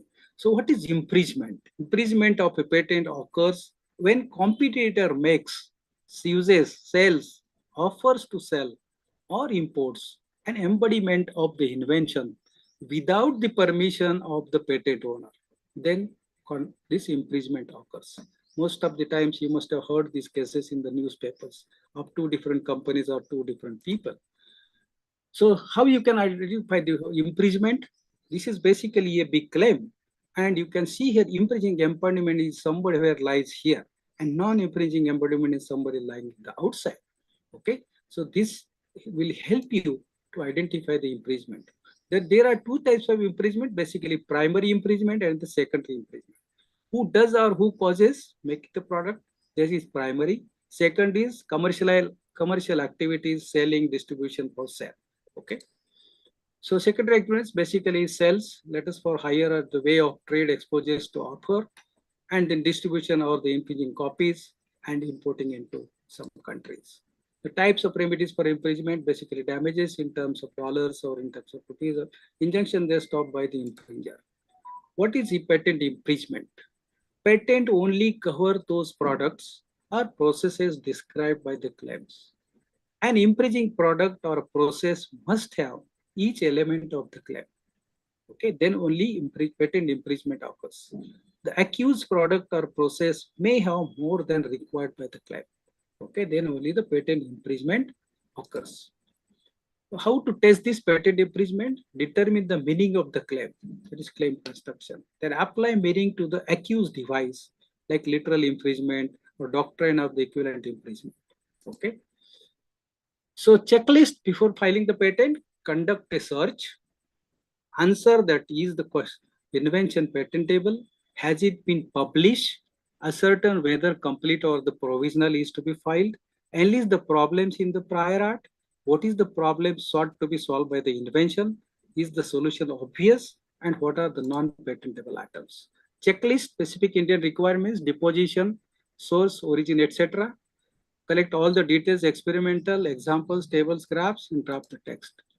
So this is the portfolio, how does this filing takes place, filing of application, provisional and complete, then publication of application. I have shown here the timelines, okay, then request for examination, then examination issues, first examination report, that is third party representation, then the grant of patent. Okay, then 12 months you can go for opposition, then decision of controller, you can go to the appellate court, then revocation or the amendment. So this is a flowchart for the stages of filing and till the granting of the patent. Then once you file the patent, how you get the report? Filing request for examination, then first examination report 12 months, response, then discussion hearing and the acceptance. Once you file, you get a such type of letter from the patent office regarding your patent. Then they will highlight some of the queries related to your patent. What are the queries or objections? The patent agents, they highlight such type of queries related to your draft. Okay, how to overcome the objections. Okay, then basically practice the returning objections, then answer report and the IPR report. Okay, then use of invention formalities, leave to the attorneys. Better way to take the help of any patent agent or the attorneys. File the detailed response as early as possible. Interview with the examiner, submitting expert evidence and other thing. Okay, then it goes for the different application. What are the strategies and tips? Seeking hearing 10 days before the final date. Keep options open to the patent adding to this. These are all the legal things. My student, he will cover most of this legal aspect. Then prosecution is a negotiation. All the grounds of negotiations are applicable to the prosecution. Then I will come to the PCT, okay, within a short time. How much time I can take? Still, sir, five more minutes. Okay, 5-10 minutes I will finish this, okay. I will come to this WIPO, that is PCT. WIPO convention basically was signed in 1967 and enforced in 1970. Then 1974 WIPO becomes the UN agency. WIPO was born from merging of the Paris and the Berne conventions. What are the objectives of WIPO? Promote IP protection worldwide to ensure the administrative cooperation among IP unions established by the WIPO. So what are the objectives of the WIPO? Basically, normative activities, program activities, international classification and standardization activities, and registration activities. Head office is located in Geneva, Switzerland. The PCT system, that is Patent Cooperation Treaty. The long form of PCT is Patent Cooperation Treaty. Okay, we'll see that what is PCT, what are the uses of PCT, what are the advantage of PCT, and what are the recent PCT developments and things that people are working on. But this is basically a procedural international treaty facilitating certain steps in the process of obtaining international patents. It established a procedure for filing and processing of a single application for a patent which has a legal effect in the countries where there is a treaty members. It simplifies the procedure for obtaining the patent protection in many countries. In a single window application, you can cover multiple countries. Okay, making it more efficient and enforced for patent system users and the patent officers. Then decision on granting the patent is made exclusively by national or the regional offices in the national phase. Signed in June 1970 in Washington, D.C. and become operational in June 1970 with 18 states. As of 2007, the PCT has 138 contracting states. Now the list has increased. So basically the two main things, basically international search report allows the simulation patent protection in all PCT contracting states. PCT regulates requirement of application, and PCT response application consists of international search report and the written opinion of the examiners. The publication of application search report WIPO website occurs in the next stage. Then the national patent applications are made by the translation of the application into national fees, okay, of national office, local agent on or before 18 months. For the protection of multiple countries, if you want to file your invention into multiple countries, then go for the PCT filing. Okay, PCT is the answer. PCT is basically not an international patent. PCT is a window through which applicant can file a single patent application and secure priority in the designated states is the procedure. Then search report evaluate the invention, then the examination reports. This is a toolkit of the PCT. Okay, within a single window application, you can go for the multiple things: patentability analysis, harmonized formalities, global reach, flexibility, electronic filing, buys time and protects against the errors. So first application, once you file, you can file simultaneously in the multiple countries. An application file in this national designated national patent office, the PCT headquarters in Geneva. So this is the timeline I have shown here. Filing of priority funding application 12 months, filing international application 6 months, search report and then amendment response 16 months, then publication of application. Then PCT signed by India with effective from December 7, 1998. About 148 countries are now there. The list has increased. This slightly old slide. So you can see here in this map, we are one of the members of the PCT. And these are the different countries. Okay. If you are interested to read material on the PCT, you can go to these www.wipo.int PCT. If you want English, then go for English. Okay, you can read all the information which I am subscribing here today. It's telling you, okay, you can read on this website. Okay.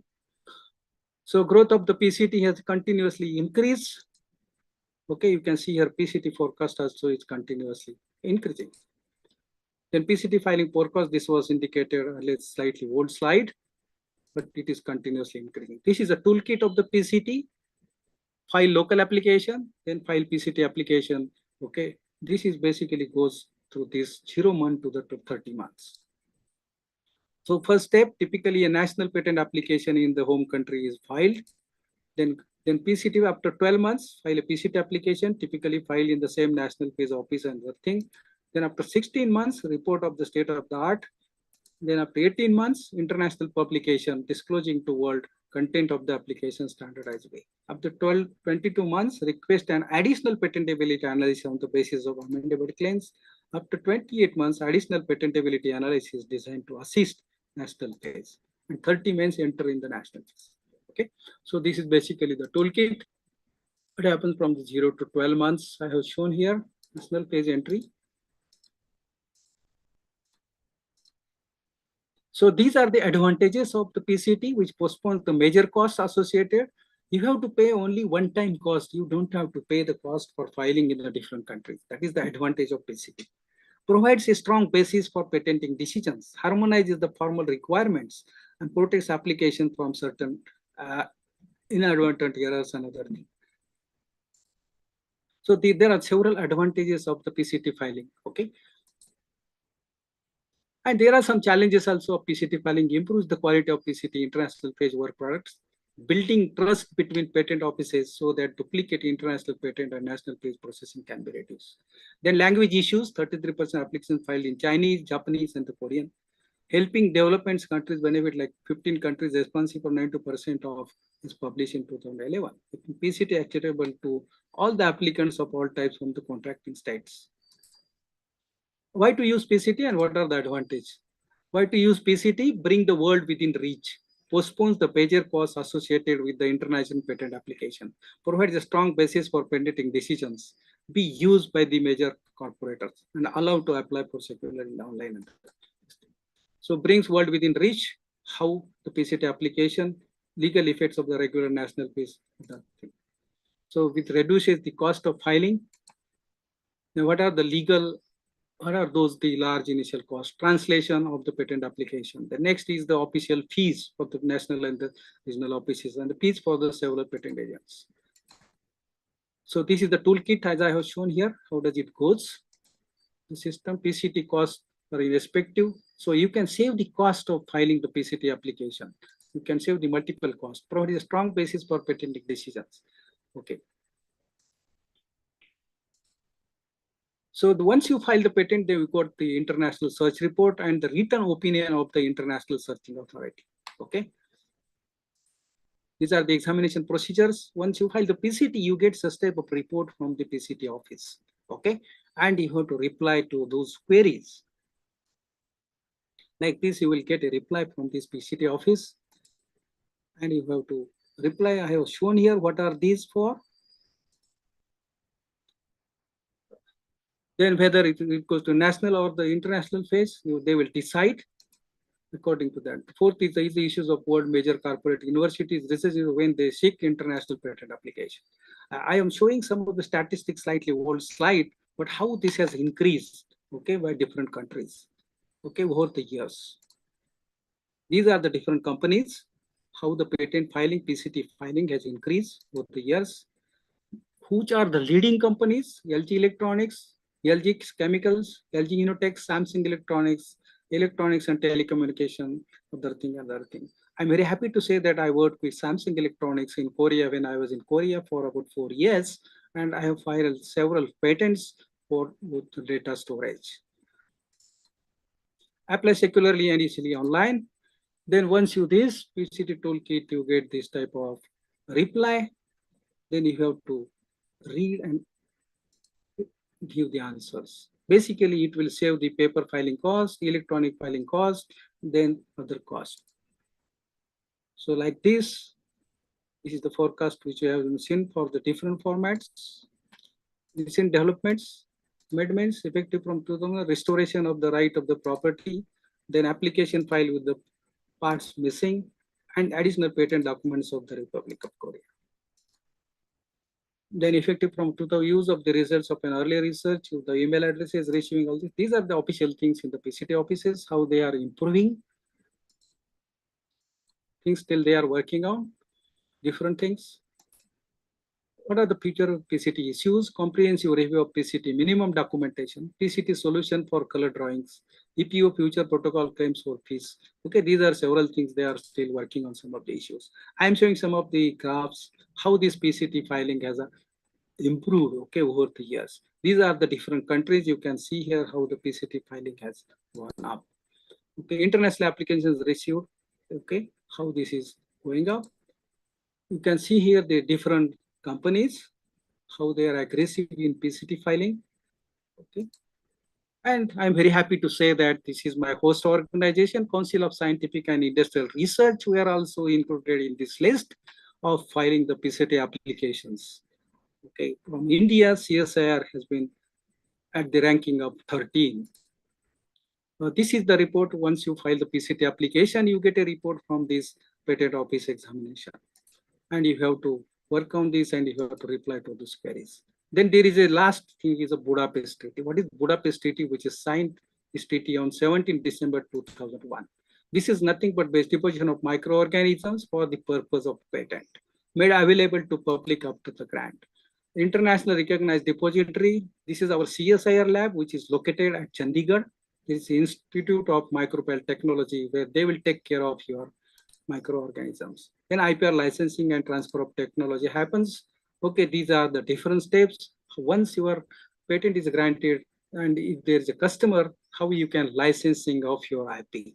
Okay, it is a permission granted by an IP owner to another person to use their IP on agreed terms and conditions while they continue to retain ownership of the IP. It creates an income source. It establishes a legal framework for transfer of technology to a wider group of researchers and engineers. It creates a market presence for the technology and the trademark. IBM revenue from patent licensing, they are getting this much revenue. Texas Instrument, they are getting this much revenue. US, Canada, they are getting this much revenue. The New York University, like this CSIR, we are also getting the revenues from filing the PCT applications. And I'm very happy and very proud to say that most of my patents have been licensed to the multinational companies. So once your patent application is published, this is the first page of your PCT. Okay, you can see here your names, okay, inventor names, affiliation. This is the title, this is the abstract. And these are the countries where your application has been simultaneously filed. Then it simultaneously gets filed in US Patent Office. Okay, then US patent granted. Then it goes to the European patent. Then it goes to the Korean patent. sign like this, it goes to the Indian patent. And lastly, I would like to say that if you are having the brilliant idea, youngest patent holder in India is Hardwar Singh Bhatti, 9 years, and he filed in Jaipur 6-player variant chess. He has filed a patent. So these are, if you're interested, whatever I talk today, you can go to this website and read the additional material if you're interested in filing patents and reading the literature. Okay. And if you want to become a patent agent, Indian Patent Office, they conduct the examinations every year. And if you read these books, you can qualify, you can crack that examination as a patent agent. And like my student Prem Prakash Patak, you can also become a patent agent of the Indian Patent Office. Lastly, I wish to thank to all my students, all my colleagues, all my collaborators, all my funding agencies, all my directors, okay, by which I could able to give you a talk on this intellectual property right today.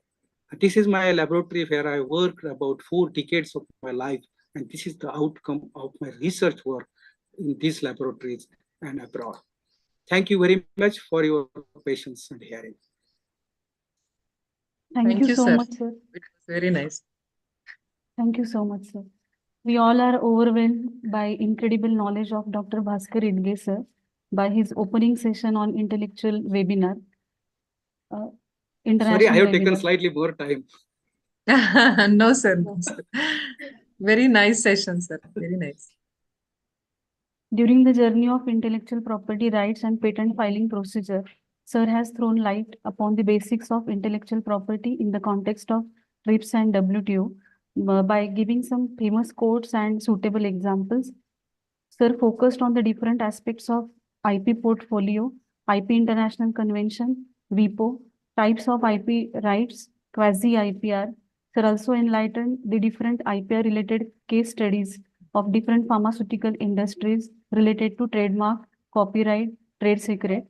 He also focused on the details of patent right, what is patentable, what is not patentable, patent specification, patent description, the objects and statements of invention, patent drafting, IP infringement, and how to do the checklist for the patent filing procedure portfolio, PCT, that is Patent Corporation Treaty. It is rightly said by Bill Gates, intellectual property has the shelf life of a banana. With this, I appeal all the dear participants. This webinar is not just mere knowing more and feeling better, but to make aware all of us to make a concrete agenda for the action.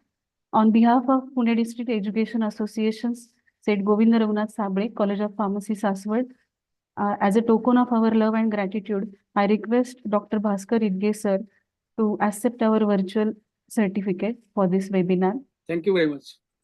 Thank you, sir, for your valuable inputs. And I hope for your further guidance in the future for the activities in concern with IPR. Thank you so much, sir. Oh, I got the certificate also. Thank you very much. Now I request Professor J.V. Yes, Shinde, sir. sir. Now I request Professor J.V. Shinde, sir, to chair the next session. Thank you, madam. Now we are at the second session of this webinar. It's my privilege to welcome and introduce our second speaker, Dr. Prem Prakash Patak, sir. He today in his session he will guide us on the topic case study on Indian Patent Act and pharmacy. Dr. Prem Prakash Patak, he is a distinguished professional, boasts a remarkable trajectory in the realms of polymer science and intellectual property management. With a stellar academic background, Dr. Patak sir holds a PhD in protein NMR and earned the prestigious gold medal during his MSc studies, underscoring his unwavering commitment to academic excellence. Additionally, Dr. Patak sir is a registered Indian patent agent, showcasing his profound expertise in the intricate domain of intellectual property rights. With over 13 years of extensive experience as a patent analyst, Dr. Patak sir has acquired a wealth of knowledge and practical expertise in the dynamic field of patent law and intellectual property management. Throughout his career, Patak sir has consistently honed his skills, making substantial contributions to the industry Notably, Dr. Pathak sir has demonstrated a deep-seated commitment to education and knowledge sharing by guiding numerous students on their path to becoming patent agents. Leveraging platforms such as YouTube, he has generously shared his extensive knowledge and valuable insight. Dr. Pathak sir's journey reflects a lifelong dedication to academic excellence, an exceptional understanding of intellectual property, and an enduring commitment to advancing the frontiers of polymer science. Presently, Dr. Prem Prakash Pathak sir holds the esteemed position of an information professional at BASF, a globally renowned player in the chemical industry. In this capacity, he continues to actively contribute to the field of polymers and intellectual property, further solidifying his status as a noteworthy asset in the world of patents and polymer science. With this brief introduction, I request Dr. Pathak sir to guide us on the topic case study of Indian Patent Act and pharmacy. Please, sir. Thank to Dr. Jitendra Vijay Sindhe. I thank PDA Society and the SGRS College of Pharmacy for inviting me for this talk. I'd like to thank Dr. Bhaskar Idgia sir, my teacher, mentor, and my guide, who has been guiding me since long time, since I was studying as a MSc Polymer Science. I'd also thank Dr. Raisi Chavan and Madam Smita for coordinating. She has been always asking for anything that I need as a support. Thank you all. So this one-day international webinar on intellectual property rights and challenges, risks, and solutions.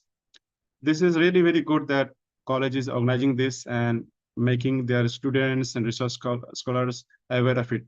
Because if you know your rights, you can protect it. And today I'm going to share two case studies, and they are very important case study, and they are even milestones case study, and they are very well-known case studies, and they are related to pharmacy. So let me share my screen, and then I will.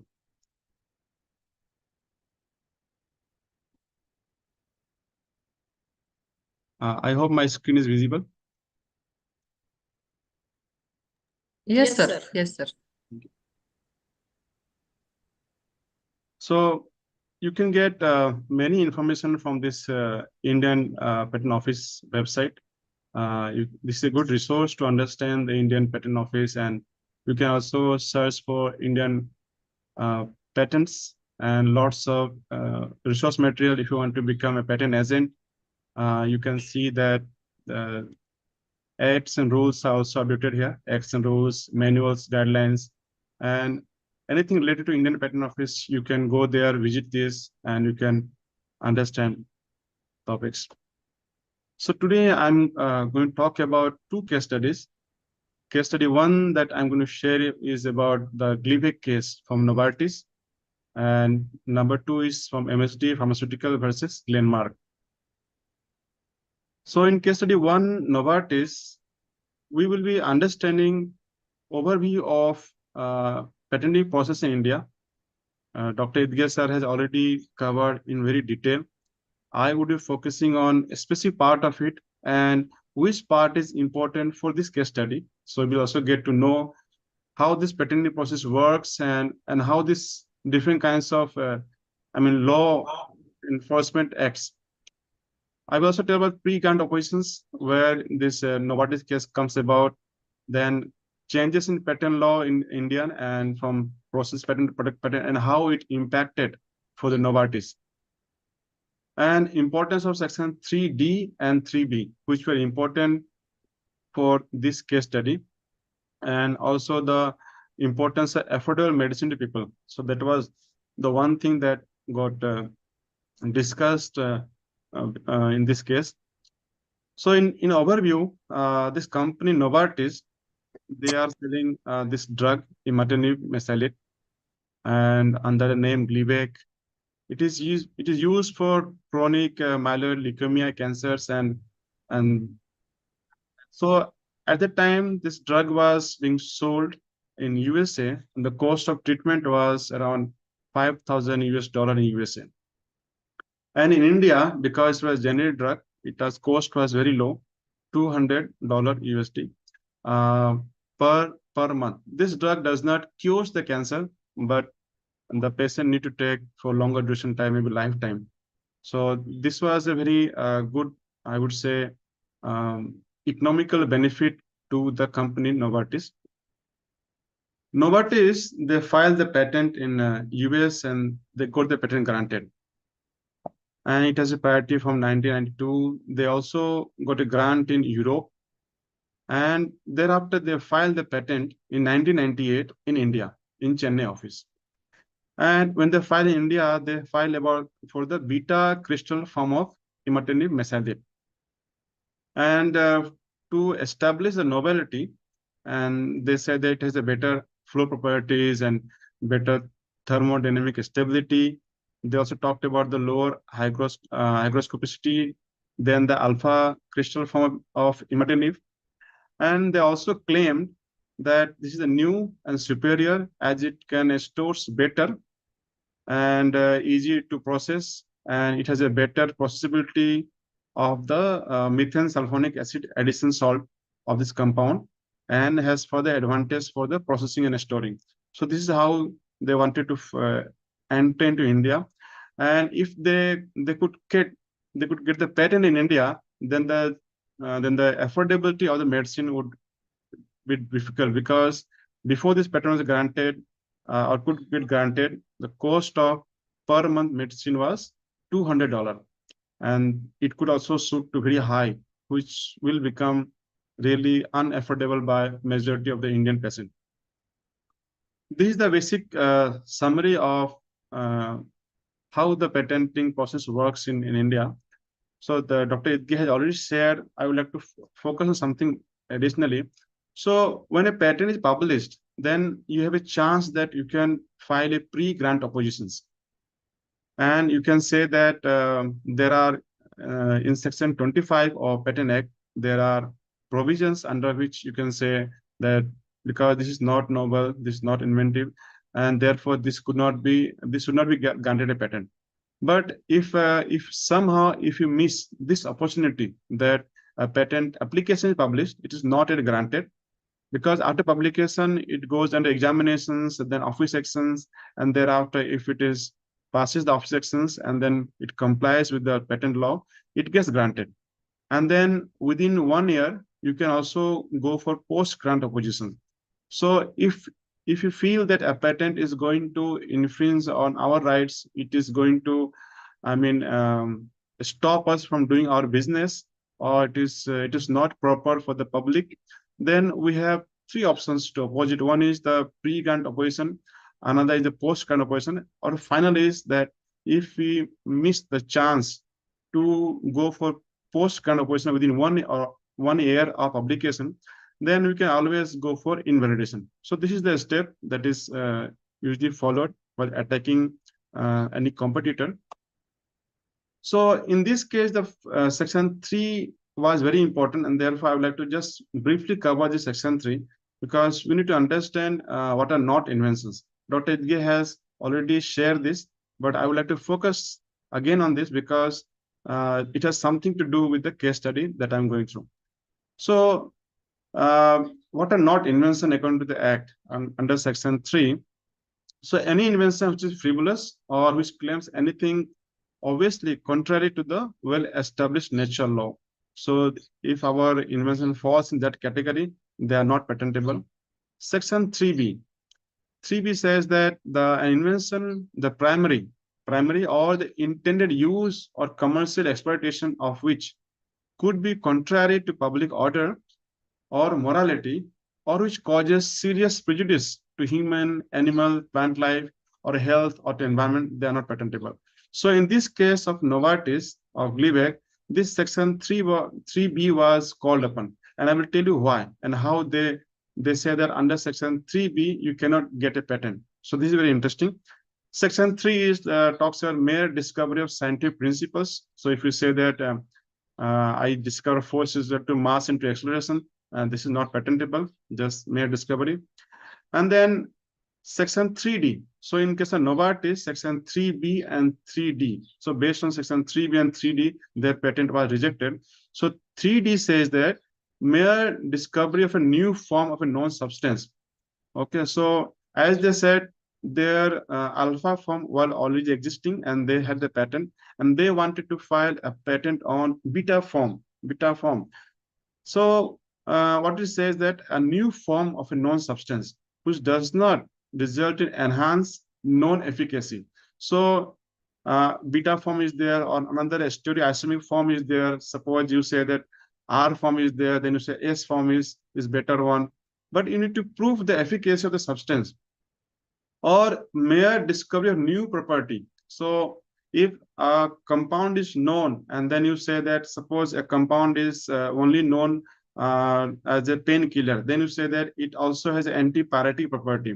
So it is a new property that you found out, or a new use of a known substance. For example, you say that a paracetamol, which is well known in the market, and then you suddenly say that paracetamol can also cure cancer, just for example. So it is a new use of known substance, or mere use of non-process machine apparatus, unless those non-process result in new product or employ at least one new reactant.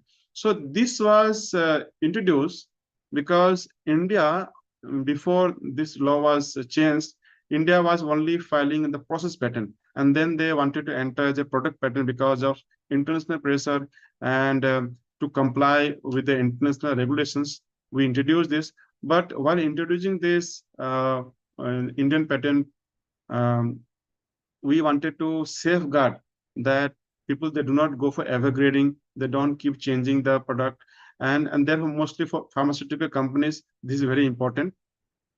And for the explanation of this, what is called new form substance, they have entered all these salts, esters, ethers, polymers, pures, and particle size. If you say that my particle size is nanometers or micrometers, and then it is more important. Then the one thing that into proof is the efficacy. What is the efficacy? And it needs to be substantially improved. And that is also subject to case studies. Then section 3E says that mere admixture. For example, if I add a sugar and a salt, I just make a mixture of it, and then I say a new mixture is there, that is not allowed, because they are just the aggregation of the properties, nothing new is being formed. For example, if I mix hydrogen, oxygen, I say it becomes a water. So hydrogen has a different property and oxygen has a different property, but water has a different property. So it is, water is not just aggregation of properties of hydrogen and oxygen. Similarly, if the mixture is just a mere admixture and aggregation properties, then those are not allowed. And then section 3F, it talks about the machine. So if you have two different machines, each working independently of another, and then you just join them by some function and then say, I want to patent it, this is not patentable. Of course, method of agriculture and horticulture. So instrument of agriculture and horticulture are patentable, but not the method, because if you protect the method, then we are going to stop the farmers who are working in the field, and you cannot do this agriculture because it infringes on a patent. So farmers are out of the scope. And similarly for the medicines. So process of medicinal, surgical, curative, prophylactic, diagnostic, therapeutic. So this process, doctors are using these processes. So one cannot go to doctor and say that you cannot do this surgery because this is going to infringe it. So the instrument, the medicines, and everything are patentable, but not the process which can stop a doctor from treating a patient. So these are not patentable. Similarly, plants, animal in whole or any part of them are not patentable other than microorganisms, including seeds, variety, species. So they are not patentable. Section 3J. And Section 3K talks about mathematical, business method, or computer program per se, they are not patentable. And similarly, Section 3L, talks about the literally. So literally means any musical artist. So these are the part of the copyright, and this do not come under the patent law. Section 3M talks about the method of performing mental act or the method of playing games. They're not patentable. Section 3N is the presentation information. You say that this presentation I am going to patent, or the information in Excel sheet, those are not patentable. topography of integrated circuits that are not covered under patent law. And the section 3P. 3P is about the traditional knowledge. So anything which is traditional knowledge is not patentable. Therefore, in India, we have this traditional knowledge library. So where we are protecting all the traditional knowledge that we have, so that others cannot go about and patent and stop us from using them. Okay. So in this Novartis case, 3B and 3D are very important, and therefore I want to discuss this in again. Okay, so in Novartis case, what happened? Let us discuss in a sequence wise, time wise. So they filed the patent in 1998, and it was accepted as a mailbox because at that time changes in the patent process was going on, and patent office was accepting the mailbox. It was lying there; it was not processed. And in 2003, they received the exclusive marketing right. That means they filed the patent and they applied for the exclusive marketing right that they can only market for this Gleevec product in India. And they did a lot of marketing about the Gleevec, and they also distributed the samples, and that was very important role to play in this case study. And then in 2003, it was considered for the examination, and in that case, five pre-grant oppositions were filed under section 25(1), as I said. So different companies, all the competitors of Novartis, they filed the pre-grant oppositions. In 2005, the assistant controller, he said that this is anticipated by prior publications and it is disallowed under section 3D, as I said, because they were filing about the beta mesylate, wherein the alpha mesylate was already known. So, and the controller said this is not allowed, but we have a chance that he went to IPAB, and IPAB also said the invention is not patentable under section 3D. So they went to the court, and it was said that since India is having a requirement of higher standard of inventory step, this is the wording from their judgment. Inventory step by introducing the amended section 3D, because that was introduced by the time they were filed and by the time they were examined, the section 3D was introduced. What is patentable in other countries will not be patentable in India. So that was patentable, that is not in India. As you see, the object of amendment section 3D of the Act is nothing but a requirement of higher standard of page 11, inventory step in law, particularly for the drug and pharmaceutical substances. So 3D, mere admixture, it was not patentable. And what they also monitor was the Gleevec was distributed the free of cost to certain cancer patients. They distributed it, and they said that while they had the exclusive marketing right, EMR on Gleevec, they used to charge 1,20,000 per month for a required dose of the drug from a cancer patient, and not disputed by the appellant. Okay, so if they are not distributing, then they were charging 1,20,000, which in our view, they said too unaffordable to poor cancer patient in India, and therefore they said that the impunged application dose not satisfying the requirement of section 3D of the Act, and also is not granted under section 3B, because if it is getting granted, then which prohibits the grant of patent to inventions, exploitation of which would create public disorder among the others. So therefore, under section 3D and section 3B, it was refused to grant the patent, and their act of this one, distributing the medicine in a higher cost to, if it was not distributed by them, it was also added the section 3B impact on the judgment. Another case study that I would like to share is about the MSD Pharmaceuticals versus Glenmark. Okay. So in this case study, we are going to understand the importance of patent claim. So when you draft a patent claim, as Dr. Idge elaborately explained the importance of claim and what should be the element of this claim, very important that we draft the claim very nicely, and we should cover our product as broadly as possible, so that, because just filing a patent is not important. If I file a patent today and I'm going to spend money on that, on the research and then marketing and the making it, and others should not take advantage of that knowledge and produce an infringing product in low cost. In that case, we lose the our market share to our competitors. And therefore, claims should be written very nicely. Patents should be written as per the law, so that once it is, if other go for invalidation, the patent can extend the invalidation and patent right can be enforced. So therefore, claim is very important. And I will also learn to know protection copyright, infringement lawsuits. So if the infringement lawsuit can be filed, if we are selling a product and we have the patent, and other person also selling the product, then we have this this instrument called infringement, and we can file the lawsuit in the Indian Patent Office. And suppose if I get an infringement lawsuit notice that I'm selling a product and somebody having the patent, they say that you are infringing our product. What are the things that I have to safeguard my interest in the business? We also understand role of proper FTO studies. So whenever a product is launched, then we need to go for FTO study, we say freedom to operate studies. So we need to do proper study. And what does the study includes? A study includes, say, for example, I say that I want to market this pen in the market. I want to go for this, so for example, this drug in the market. Then patent analyst, patent searcher or patent agent, they would search for the patents, live patents which are granted and they are live, and also those patents which are in application process and which would potentially get granted in, say, for example, 1 or 2 years.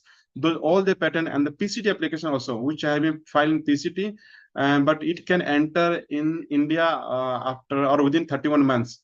So all these applications are studies, and we look into the claim feature. If my product falls with the claim feature of those patents, then we need to safeguard ourselves that if the patent is there, that can block us. And if I launch the product in the market, then it becomes a willful infringement, and that cases the fines are very high.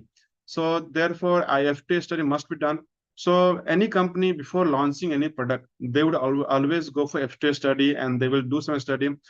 Of course, it is known that it is very difficult to identify all the patent that is there, because the way the patent is written, it is very difficult sometimes to understand it is false with our claim or not. But FTA study must be initiated, and the purpose of FTA study is that we identify all the possible in a very broad form also, that so that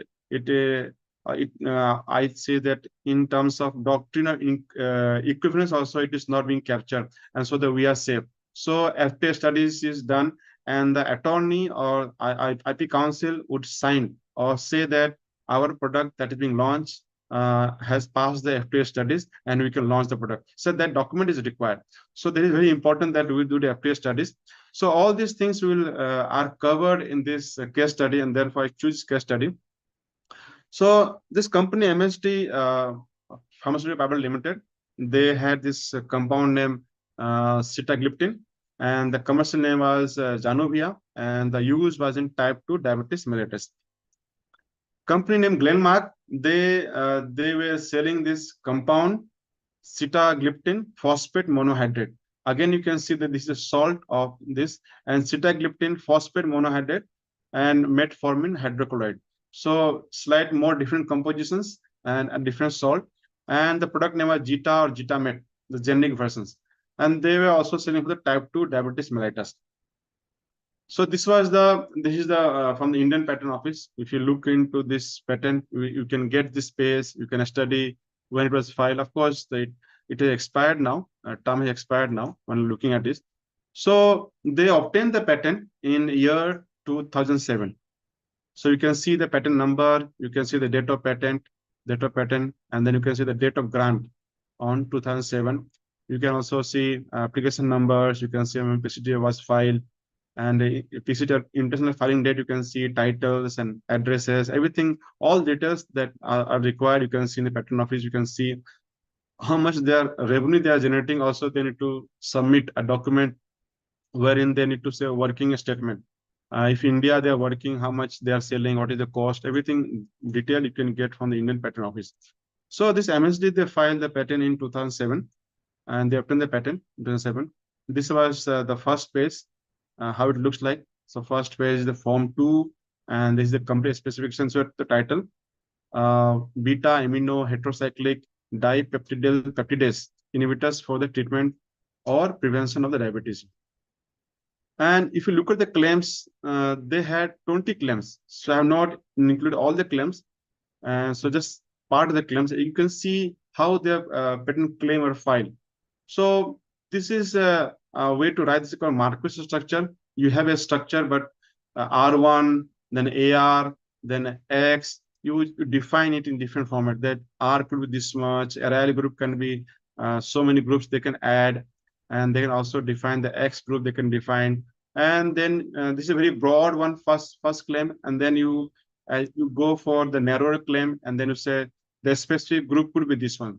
Like they have defined the R1 as CF3, then this group they're defined as this longer chain with fluorine containing, again this compound 17. So they can define this group, this group. So this is how they have written the claim, and so that from their claim they also cover the pharmaceutically acceptable salts thereof. You can see or pharmaceutically acceptable salt thereof, the compound of claim 17, which is this, or a pharmaceutically acceptable salt thereof. So the wording, the way they have written is the claim that only saved them during the infringement lawsuit and during the invalidation process. Therefore, writing the claim is very important. If you don't write proper claim, if you cover something which is not in our domain, if we are not aware of the prior art in the domain and we claim that, then what happens that during the invalidation our patent could be invalidated, and then we lose all the market share and we lose those our economic advantages. So therefore this claim language and claim writing is very important, and that is what we require support from legal aspect and technical. So patent is a techno-legal, and you can say techno-legal and commercial document. So it has a legal aspect, but only having a legal and technical skill is not enough. We need to meet the legal requirement of the claims and the way that application is drafted, and then also we should see that it can be commercialized. Then only we have this merit. So in April 13, Glenmark approached High Court seeking a permanent injunction against Glenmark. So Glenmark also selling, and they said that Glenmark is infringing our patent on sitagliptin. And Mark alleged that Glenmark product SPM, that was the first salts, infringes patent for sitagliptin as the patent claims cover the active ingredients like sitagliptin and any of its salt that I just showed, that they write the pharmaceutical salt also, including its various stereomeric isomeric form. So everything they covered in the patent, and therefore they were better placed to file an infringement and ask for injunction against Glenmark. And then what happened that Glenmark they filed the patent was invalid. So this is always a tool.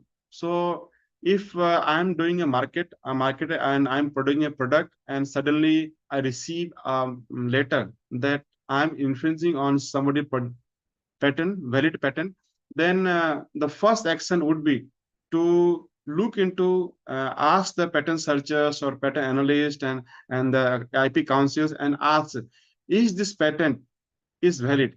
Can we invalidate the patent? So because Glenmark did not file the pre-grant opposition for this patent, they did not file the post-grant opposition of this patent, which can be filed within 1 year of the grant of the patent. But now they are coming in the purview of after the grant. So after the grant, what they can do is they can always go for invalidation. And then to invalidate the ground, we need to base the ground. We need to find out the prior arts based on which we can invalidate the patent, or we can we need to say that it is not inventive. So therefore, there are different grounds of invalidation that need to evoke. And they also said that this MSD, they suppress the fact that patent application has been filed for the dihydrogen phosphate salt of sitagliptin, but subsequently abandoned. So they also filed this patent, and there is a requirement in the patent office that if you file a patent similar to this, then they need to inform the patent office that it has been filed. And you can get this information from the Indian Patent Office website. So if I track a patent, I can know that what are the documents they have filed. So in the Indian Patent Office that I discussed in the first slide, you can always go there and look what are the documents that company or the patentee or the applicant has filed, all the office actions, all the, I mean, if they are filing in the abroad, then all the section uh, application related to the abroad countries in US, PCT application, what are the status as of now, everything need to be informed the patent office and has to be in writing, and all the documents are uploaded. So they said that they have not informed the patent office. So this is the ground they are asking. And there was judgment in April 5, 2013. Mark could not explain about this, and thus interim injunction cannot be granted. And then judgment was there that interim injunction was cannot be granted. So they were still producing, Glenmark was still producing the product and selling the market. Then Mark appealed the judgment of single judge to division bench. So this judgment come from the single judge and then appeal to division bench of 2 judges. And then in that judgment, what the judge considered, so they considered that sitagliptin patent sufficiently disclosed the active ingredients. Okay, so that was covered, and to that extent was valid. It said a common use or property and a common structure with SPM. So they were saying that this SPM product was being sold by the Glenmark, and the MSD Pharmaceuticals, they had the patent, and they said that the SPM was sharing a common use and property and the common structures. And the sitagliptin patent was sufficiently disclosed and active ingredients and the extent it was valid. So they established that the patent is valid and the SPM is infringing. And they also said that the observed the mark abandonment of the SPM in the subsequent patent application assume lesser importance in the context of infringement of the sitagliptin patent.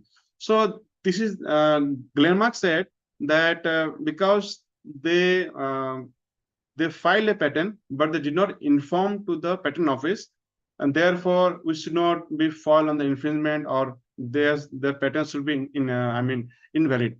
But that judge said that because the marks fail to inform them about this, it has a lesser importance in the context of infringement, because this infringement, if the Glenmark continues to infringe, then they are going to have more of economic harm to them, and therefore it has some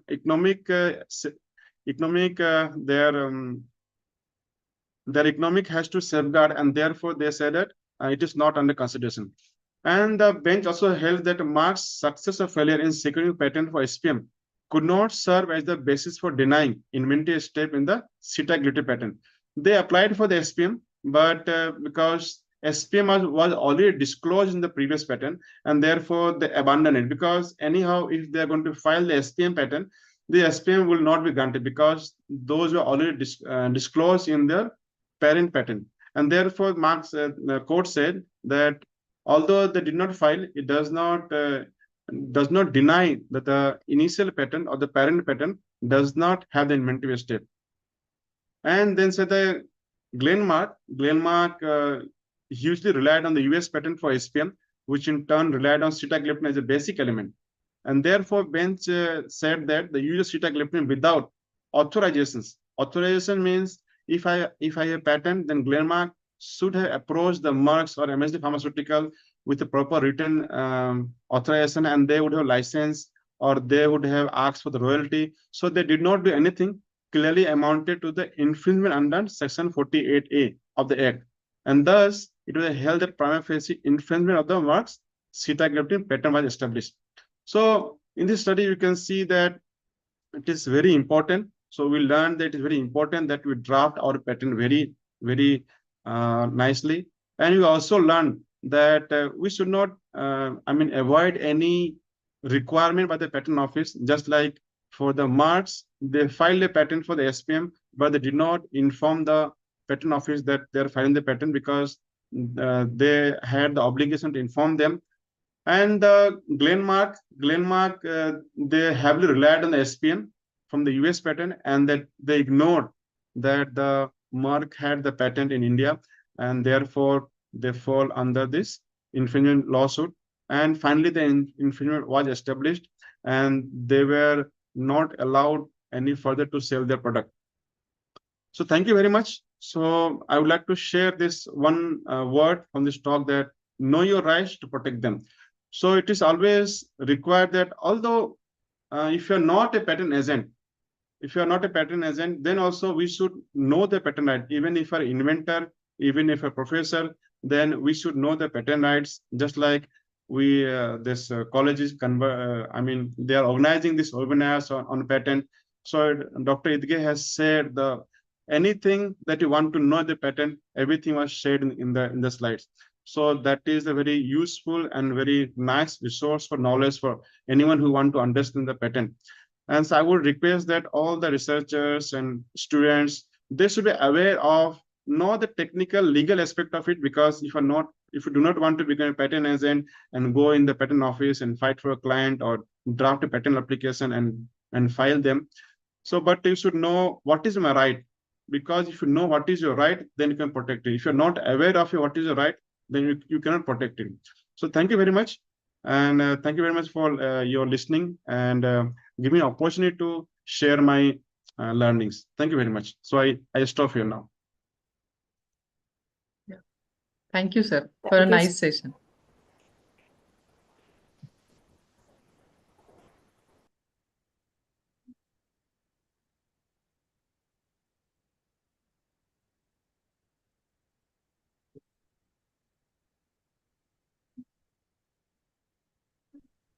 Shinde sir. Shinde sir.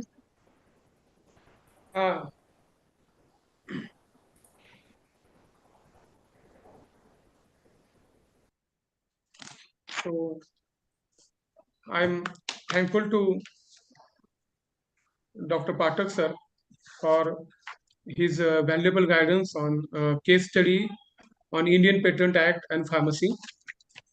Sir has explained in detail, discussed the various case studies like Glenmark versus MSD Pharmaceuticals in detail, and what are the minute aspects of the case study.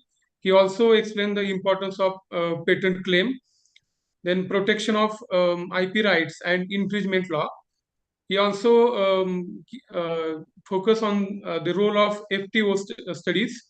Then he given the guidelines about how to protect the patent, and his lecture is really knowledgeable and will be useful for the students in their career.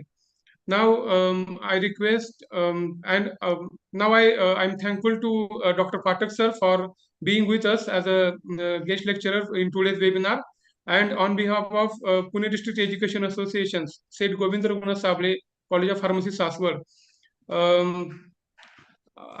We will be sharing the virtual certificate to Dr. Pathak sir as a token of love and gratitude, and we hope that the same will be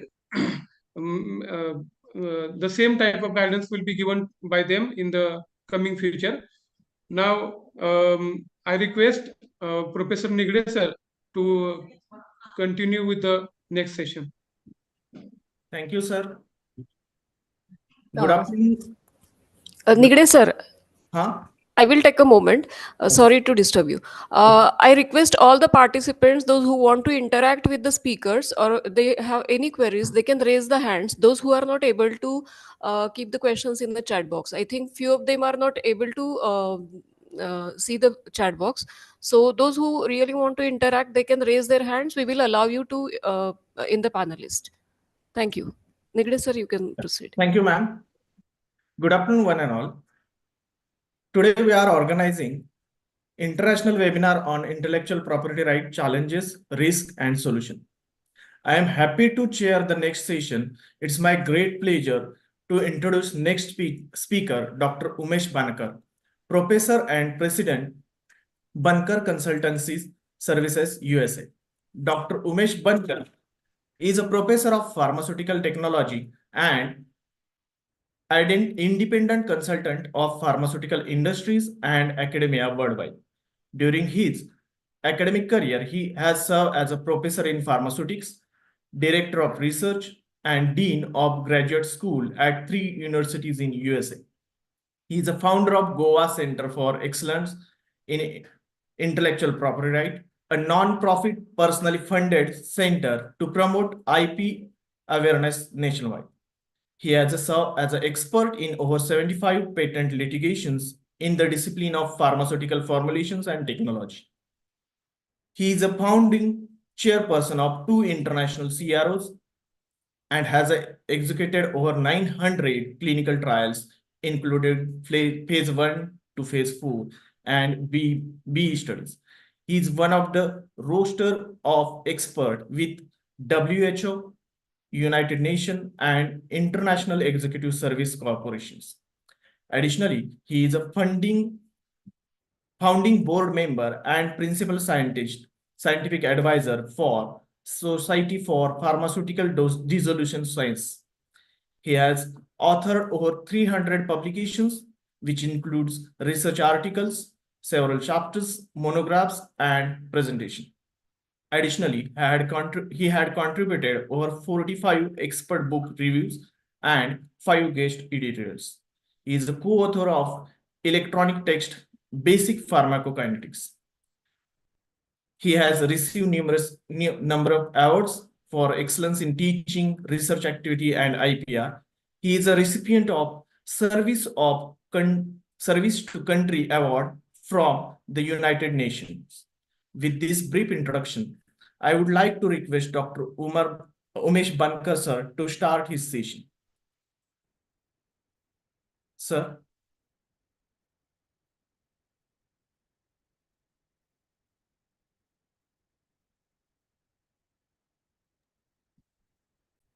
Sir, please unmute yourself.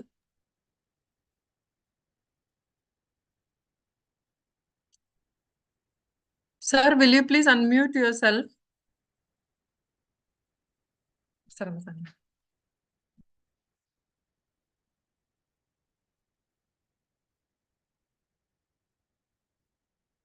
Sir, unmute.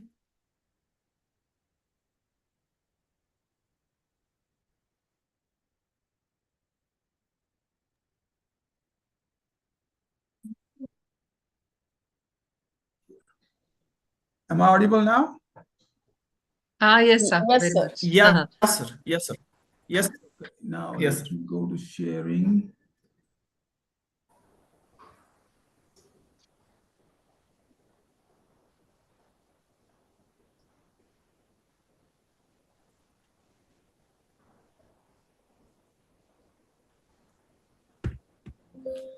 Okay, good afternoon, everyone. Need to get this thing out from Good here. afternoon, sir. The stop thing is, how do I get out? It automatically goes off. But I'm seeing a kind of a curtain on the top. Oh, I got it. There we go. Okay, good afternoon once again. My name is Umesh Byanakar.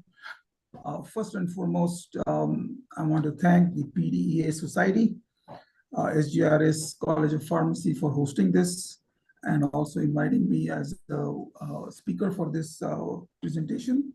Special thanks go to Rajeshri for asking me to come back and talk to all of you, because I always like to do that.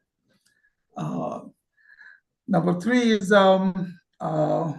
the theme for the webinar is very interesting, particularly because we have to look, personally, I feel that in India, if we are to be a first world country, so to speak, by 2047 and a $5 trillion economy, so on and so forth, we have to look beyond patenting and also look into what the future stands and what the future expects from us. In that context, I have put my thoughts together to share one of the other end of the spectrum, which is looking into artificial intelligence, because that is the future. All of us know that. and looking at what are the challenges, options, and solutions, particularly looking into the role of IP. It took us 11 years, and Congress and Senate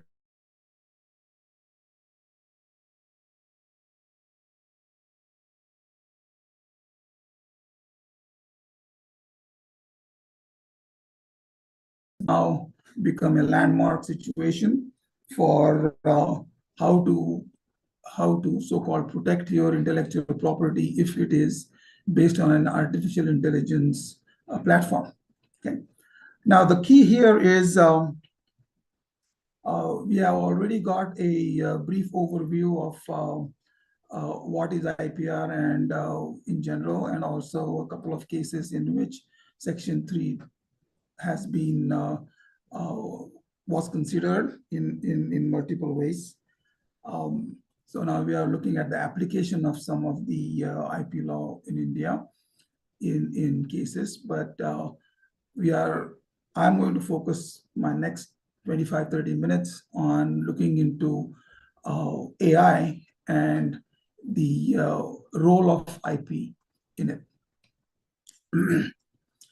We will start with the basic understanding of what is artificial intelligence, and then get into the next aspect is what exactly is IP law, and particularly getting into exclusive rights for them compared to US as a WTO country and India, which is also a WTO country, and then get into the specifics of what are the challenges and how to crack them, particularly how we did it, and ultimately it has now become a landmark situation for the world.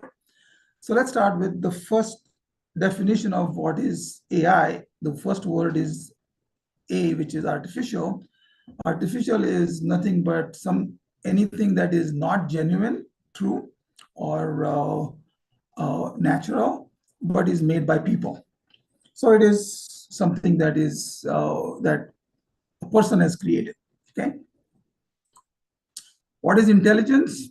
Intelligence is the ability to solve complex problems or make decisions with outcomes benefiting the actor. And the actor here is our scientist or inventor or whatever you want to call that individual. Now, the key question is, the key aspects are ability to solve complex problems and make decisions. So the first aspect was artificial is what is not is genuine, but made by a person. And the second one is intelligence is the ability to solve complex problems and make decisions. And this aspect particularly where we take the benefit of instruments like a calculator, a vehicle, a computer, a algorithm that we write, Cray computers, all those things where these complex problems can be solved and make decision. Now, the key question is, these vehicles or instruments or aids, can they do that job for us? Yes and no. They cannot do anything unless we tell them what to do. That's a car cannot start on its own unless we press a button, even remote. A computer cannot do any job unless you strike enter key and then ask it to do a function that you have written for them, which is an algorithm. Your pressure cooker will not be able to work unless there is a fire that is lit under the pressure cooker and then it starts to boil whatever is inside. So the question is the complex aspect for which we take the benefit from an equipment. The equipment is doing the job as per our decision, as per our direction, as per our what we have put into the instrument to perform something. Okay. Many times it is misunderstood as the instrument is making decisions for us. And that is the biggest misinterpretation or misunderstanding of AI. That, well, I will let the computer do the job for me. Computer is not going to do anything for us unless we tell it what to do. All right, put it together. What does it say? Artificial intelligence refers to this simulation of a human intelligence. It is not human intelligence, it is simulation in machines that are programmed. That is, the programming is required to think like humans. So that thinking comes from us and we translate that into some activity which an instrument will do, which is the machine, which is a computer or whoever that is, whatever that is, to think like humans and mimic their actions. It doesn't say that programmed to come out with new ideas, programmed to make discoveries, programmed to do inventions. It doesn't say that. So that is something that we have to be very clear about. The term may also be applied to any machine that exhibits traits associated with a human mind.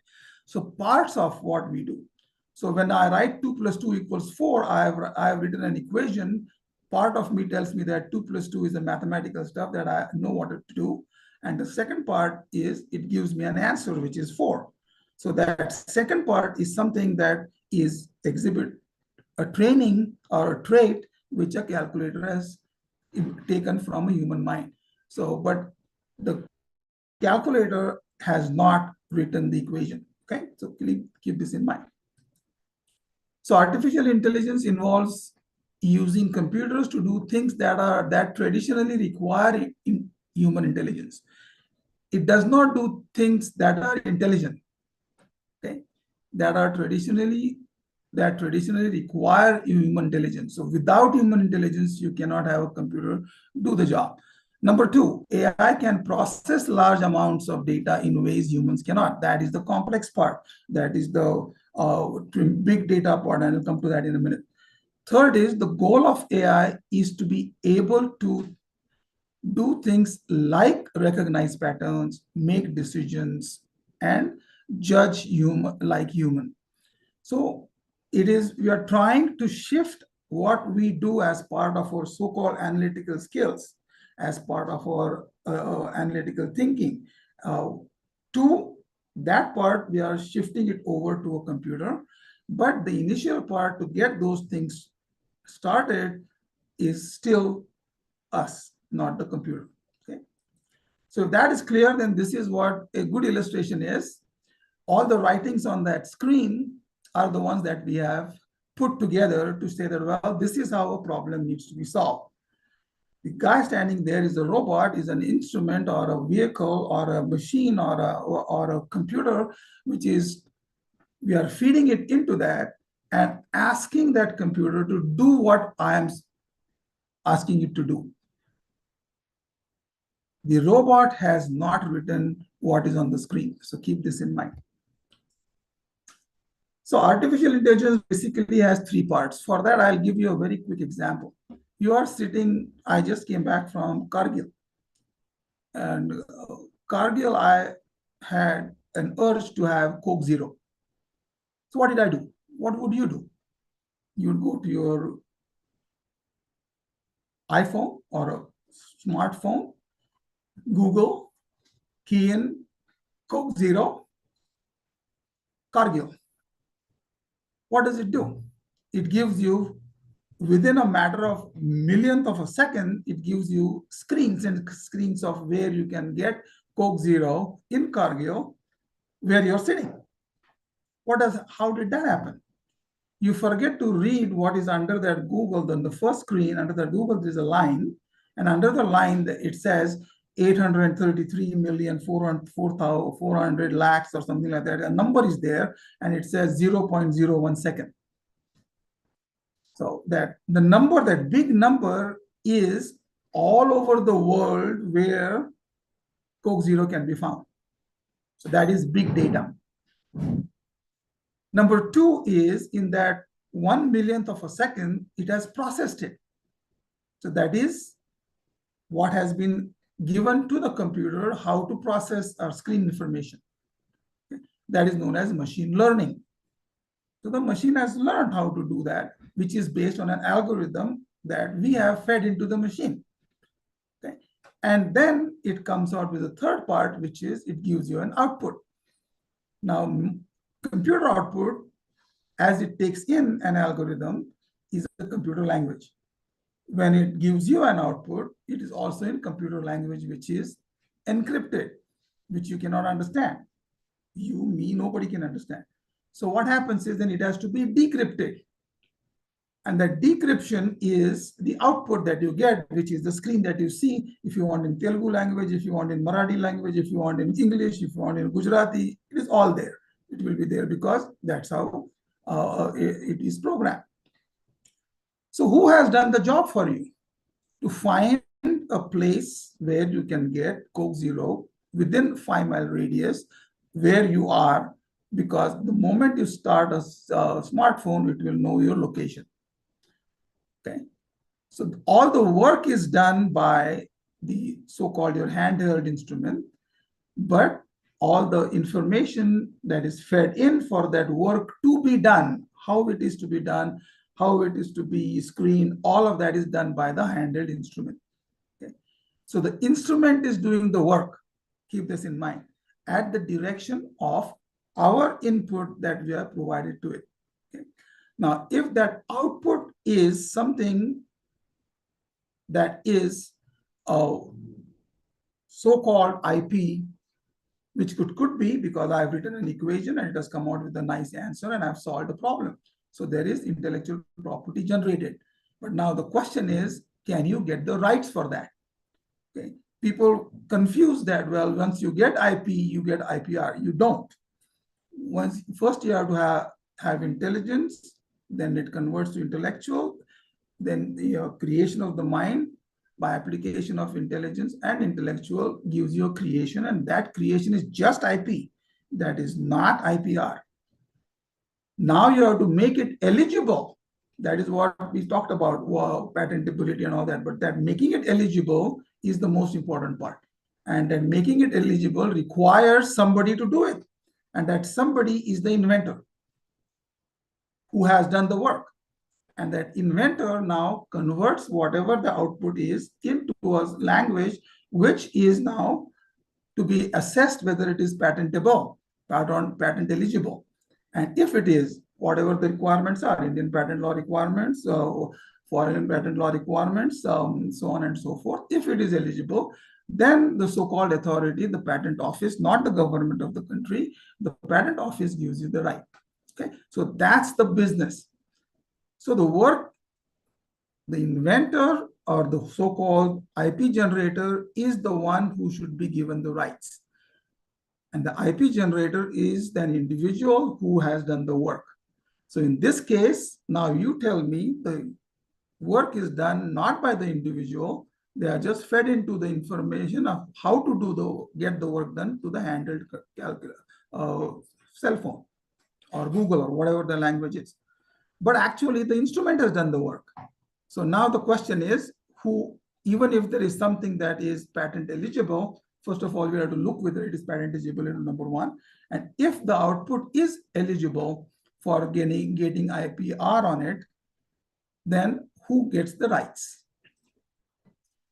So now let's bring it to our current understanding of what patenting is or IPR is. See, IP refers to creations of the mind. We have said that many times, patents, so on and so forth. So let's focus on patents for time being. Copyrights is another one which is very critical for AI.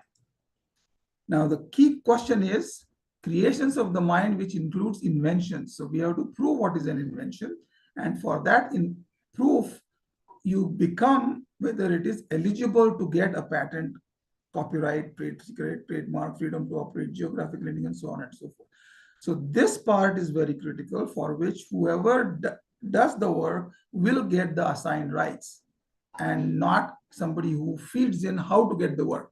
It is as good as when you do your research work, your teacher is not going to get the patent rights.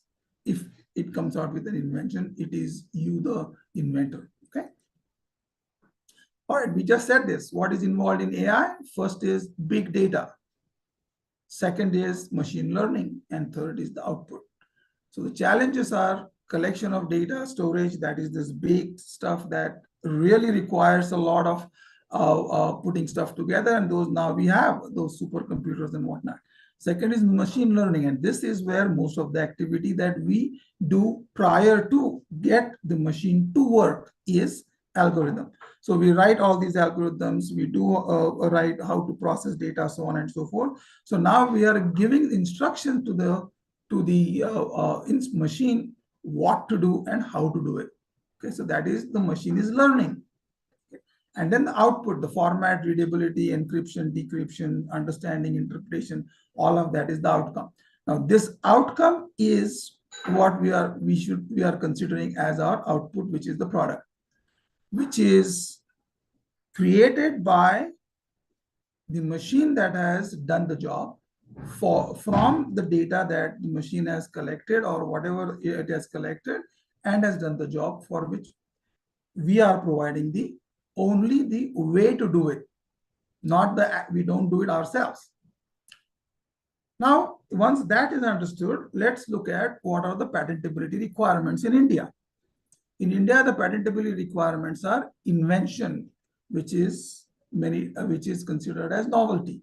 And quite simply, it says invention means not known in India. Now it is extended to the world. This is the most challenging part, is inventive step, which is considered as not obvious to a person of skilled in the art, which is a very interesting scenario because today we talked about interchangeably saying skilled in the art and ordinary skilled in the art. Those are two totally different things. So we will probably hopefully tackle that during our panel discussion.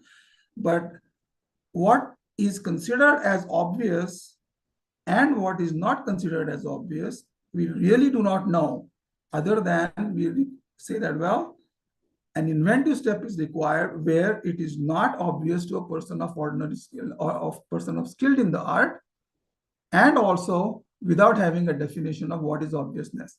And third is industrial application, where this becomes a potential challenge, because if an industry is not available today and I have a futuristic product that I have generated in the context of IPR, it is very difficult to get it granted here a patent for that, because that industry is not available today.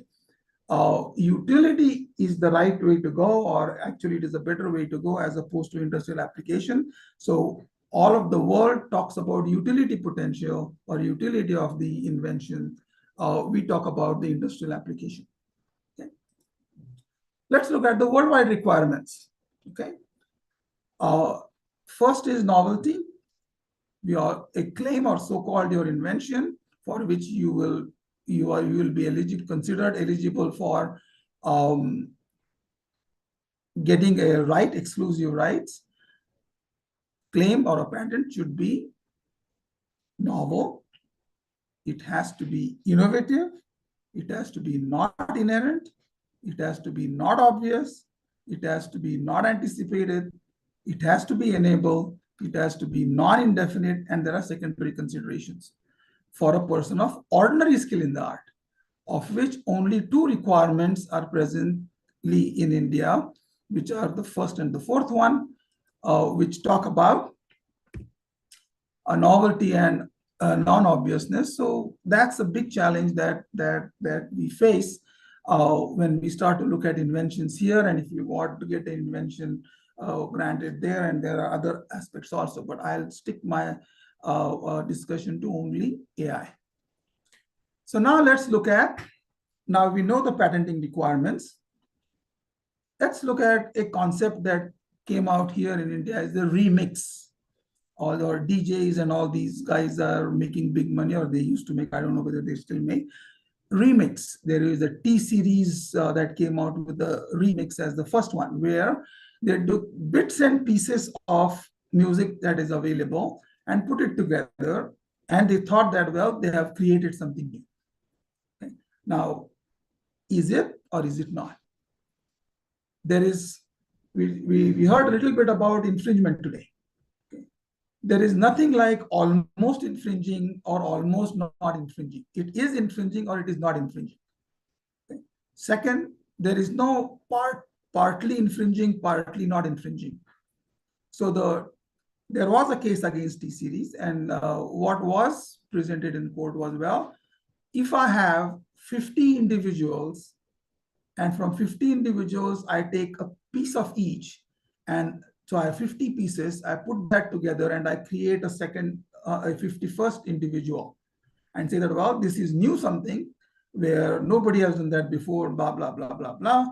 But every single piece has been taken from already what that is patented or copyrighted and so on and so forth. So technically, you are not only infringing one, but you're infringing 50 of them. Okay, so that's the reason why we have to start to look at, well, this whole business of, there was a web series on this as well in India, where it was ultimately ruled that, yes, this whole remix is a copyright violation. So now the question is, how does it apply to AI? What is the inventorship issue? First of all, let's look at who is the inventor. If I want to get a rights on my invention, so to speak, which has come through AI-based invention output, first of all, inventors are individuals. That is first important issue. Second is, what if an AI, artificial intelligence algorithm, without any human intervention, develops a new drug, a method of recognizing diseases in the medical images, or a new blade shape for turbine? Let's restrict ourselves to healthcare. Computer-assisted drug design was in existence or has been in existence for so many decades. That has resulted in new so-called different structures, movement of the functional group from one end to the other. You can calculate what your potential of the therapeutics of that drug is. All the algorithms, all of these things are CADD based. Okay. Now the question is, if such a new drug, so-called molecule, comes through an AI, who is the inventor? Section 10100F of the US Patent Act, or even in Indian Patent Act, it says that it has to be an individual. So now the question is, if I am not able to prove that who has done the job is not an individual, I am in trouble. Okay. First case of the 11 cases that happened in US court was Microsoft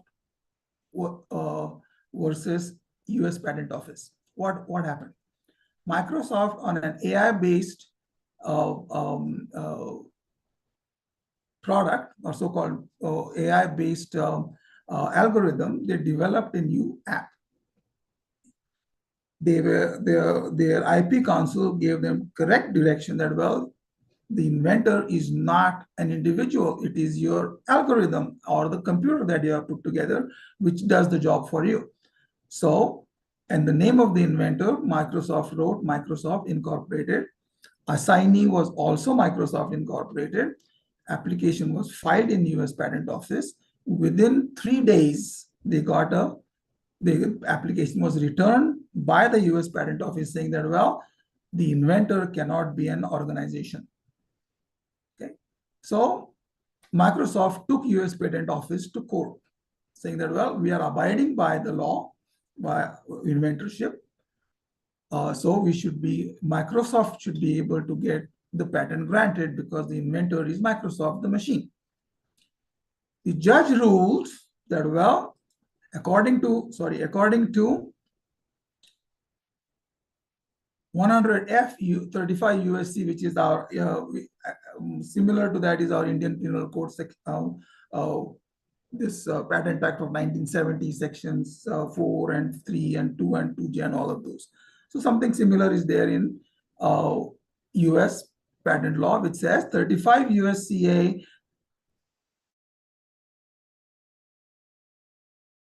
not a instrument or an inanimate object. Second important question is, so the first big challenge is, who is the inventor? Second big challenge is the patent disclosure issues relating to AI. In Indian patent law, it says complete disclosure. If you look at the definition of Indian patent, it says complete disclosure by the patentee. In US, it says the inventor must disclose to the public enough information about the invention to enable a person of ordinary skill in the art to practice what is claimed. So the question is, can you disclose enough information of how the computer is working? Algorithm is providing a means to work, but not the work itself. So the way the computer works, how the circuits and how they transfer the whatever the energy, and then it comes out with some kind of output, you cannot explain. So a person of ordinary skill in the art, there is no information or enough information that is disclosed. So that becomes a big challenge. Second aspect is, what is the scope of the claim? Very briefly, previous speakers talked about limit and scope. Do we know what is limited? Do we know what is the scope? So I write an equation. It can, where does the invention, if that is the invention, where does it start and where does it end? So limit and scope, defining boundaries. People talk about, in Indian context, people talk about mets and bounds. But without defining what are mets and bounds, without defining what is limit and scope, it is very challenging to really know where your invention starts and where it ends. The last example was about all the salts. So which ones? So that scope is too wide. So then the narrower claims are, which are narrow with defined limits. And the third important part is written description. Written description is I don't know whether I have that slide on. It basically says that you have to have enough information that is disclosed, which has to have examples, which has to have description, which has to have specifications in sufficient details such that a person of ordinary skill in the art will be able to practice it. All of that, the practicing part is the inventor who has done the job. And here, the job is being done by an instrument, and that becomes the biggest issue in AI. Which then leads us to what is known as, if I use an AI to come up with something as a product, is it patent eligible? Is patent eligible subject matter? How do we look at it, or how we should look at it, an AI? A subject matter of a patent claim must be directed to process. So there is a process patent, I guess. Machine, manufacturer, etc., etc., etc. There is a product. So now keep this in mind. Earlier, prior to 1995, December 5th, India only recognized process patents. Now they are, since we signed the WTO agreement, we are recognizing even product patents now. So these are two different things. Okay. Number two, claims directed to nothing more than an abstract idea such as a mathematical algorithm or a natural phenomenon or law of nature are not eligible. So mathematical algorithms are not eligible for patent protection. In India also that is correct. In India, a mathematical algorithm which gives you unexpected results can be potentially patentable. But in India, it is blanket. Whether it gives an expected result or an unexpected outcome, it is not patentable. So the patent ineligible concept comes up, which is known as an abstract idea into patent eligible applications. If you have an abstract idea which you put it into a patent application, which mostly happens in AI, or used to happen earlier, it became patent ineligible. So now what happened? So now the big question is how to make it eligible. Why? Because it can be that, well, and I'll give you a classic example after this. The machine has done the job. The machine has given you an output, and from that output, you have an invention which meets all the 7 requirements or 3 requirements in India and 7 requirements worldwide, which includes Indian 2 requirements as well. If it meets that, But because the work is being done by an instrument, not an individual, it becomes ineligible. Now I want to make it eligible. When you look into the big aspect of the significant, critical, crucial aspect of prior art search and analysis, information disclosure statement in various countries, in India is known as IDS, in other countries is known as prior art statements, search and analysis. All of that is in unidirectional, which is either for a process patent or a product patent. So now we have a situation where the process is being conducted by an instrument. The product meets the requirements for patent eligibility minus the requirement for the inventor who has done the job, because it is an instrument. So after almost 11 years, it was put together where if a process is computer-based, but it has given a product which is potentially patentable, then first time international classification system has been allotted class 706. Okay, for those of us who do all these IP work, this class 7 classification 706 has now been identified and given this is for AI-based outputs that could become patentable, which makes it eligible, which basically means that now you have a process which is so-called not human-based. Product is patentable, so you put it together. So process and the product, if it is together, then it becomes patent eligible. So one of the major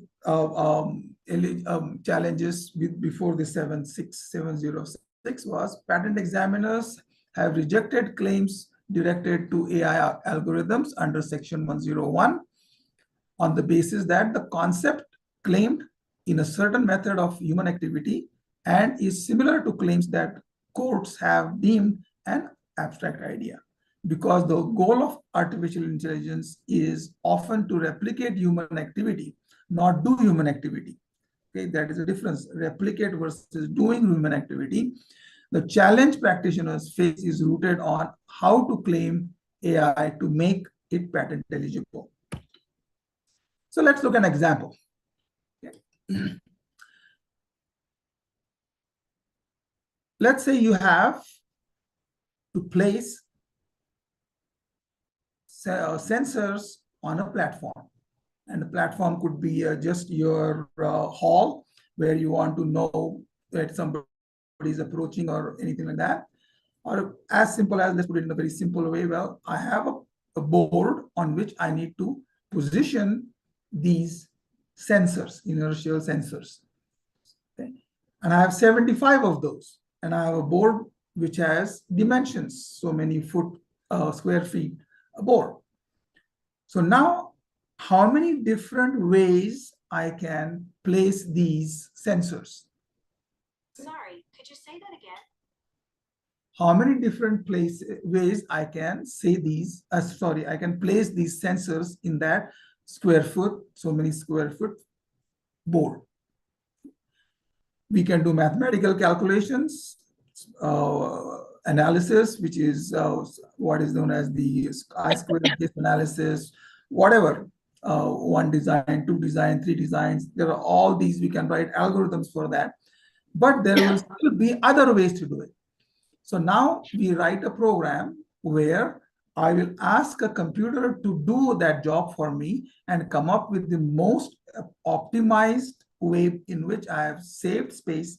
I have allocated appropriate sites for those sensors to be put on that board. I have strategically aligned them, and I want the design for that. So of the multiple thousand ways it can be done, now I have asked the computer to do it. Okay, so the patent is sought the protection for novel configuration of the sensors. So now it came out with 10 options. Of those 10 options, now you have examples. So the work was done by the computer. 10 options were picked. Now the actual human work is done by placing those and then coming up with whatever output we want. The result was an app that was created, and that app will tell me, well, I will put in all these information or inputs and it will come up with my best option. In Kargil, I was that app told me in 5-mile radius where are those stores where I can get Coke Zero. So now that app becomes a AI-based instrument which becomes patent eligible on 2 grounds according to 706 is, number one, the work is done by the computer based on the algorithm with a human has written. So now that is a process. So that process is now combined with the output, which is the app. So the app along with the process can become now patent eligible. Otherwise, the app would be Microsoft's US Patent Office. That was the problem. Or the human name cannot be assigned to the inventor because it is not a human person, it is an instrument.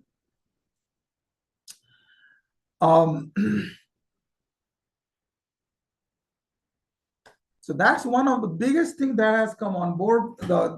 This another example is where if particularly important for young parents and particularly mothers, where the daughter wants to buy a important or a major dress for a prom, and she wants to go with her friend to find and buy that.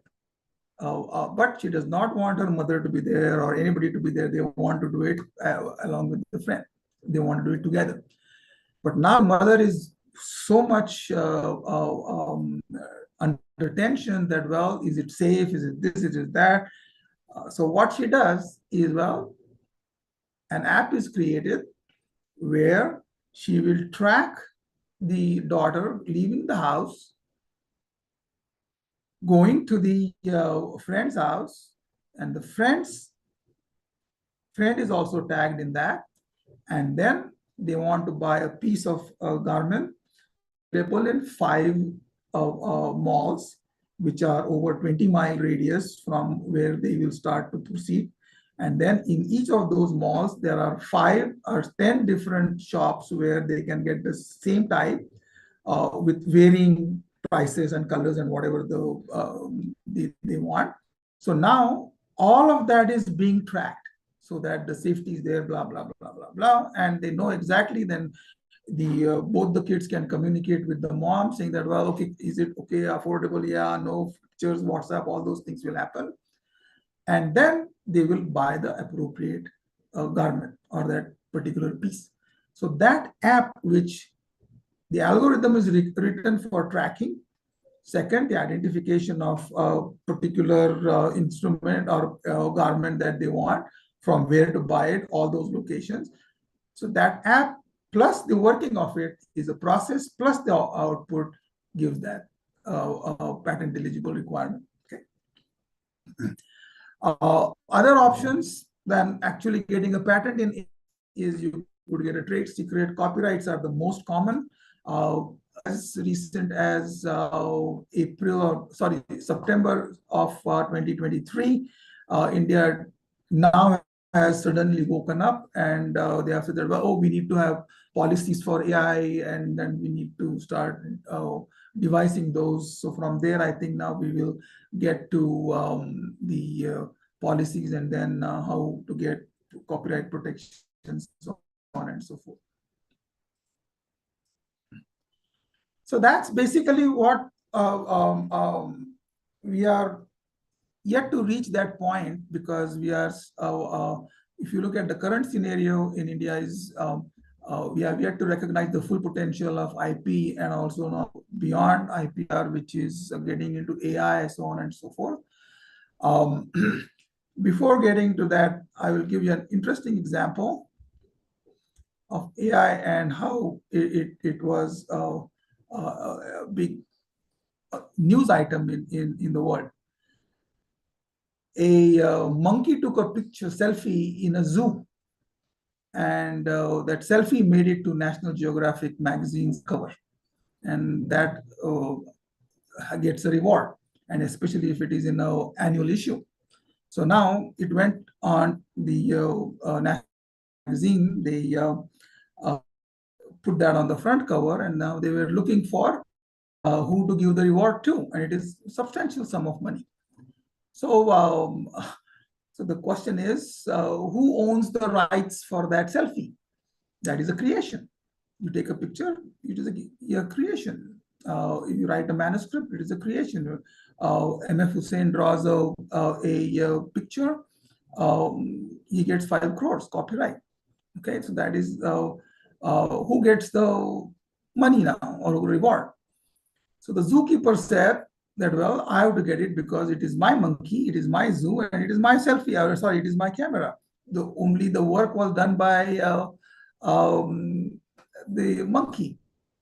So National Geographic magazine said, no, we cannot give you the money because you are not the copyright owner, or you cannot become the copyright owner because the picture was taken by a monkey.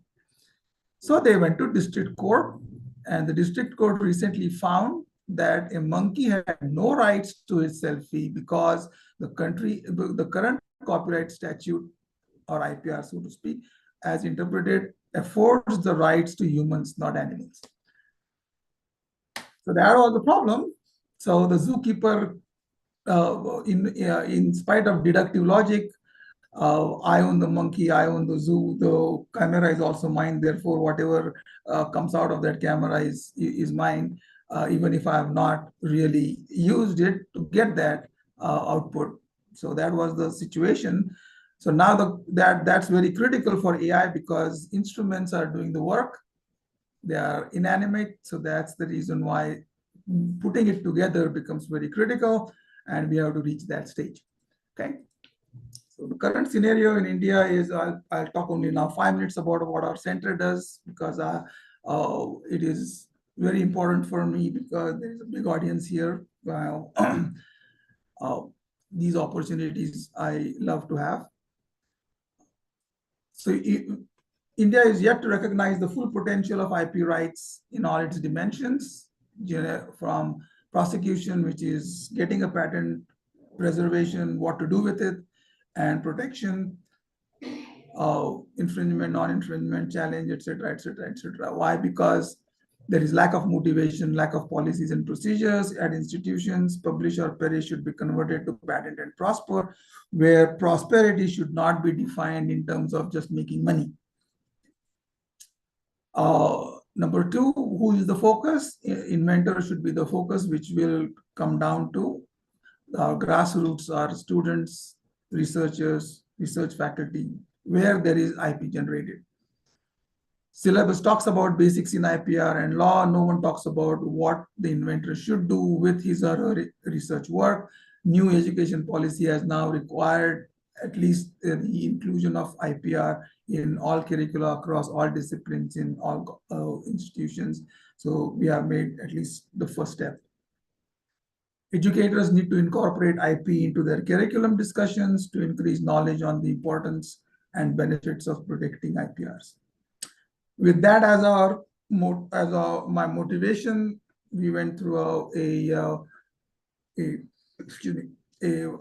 brainstorming session with the key individuals in the industry, the CEOs, and so on and so forth.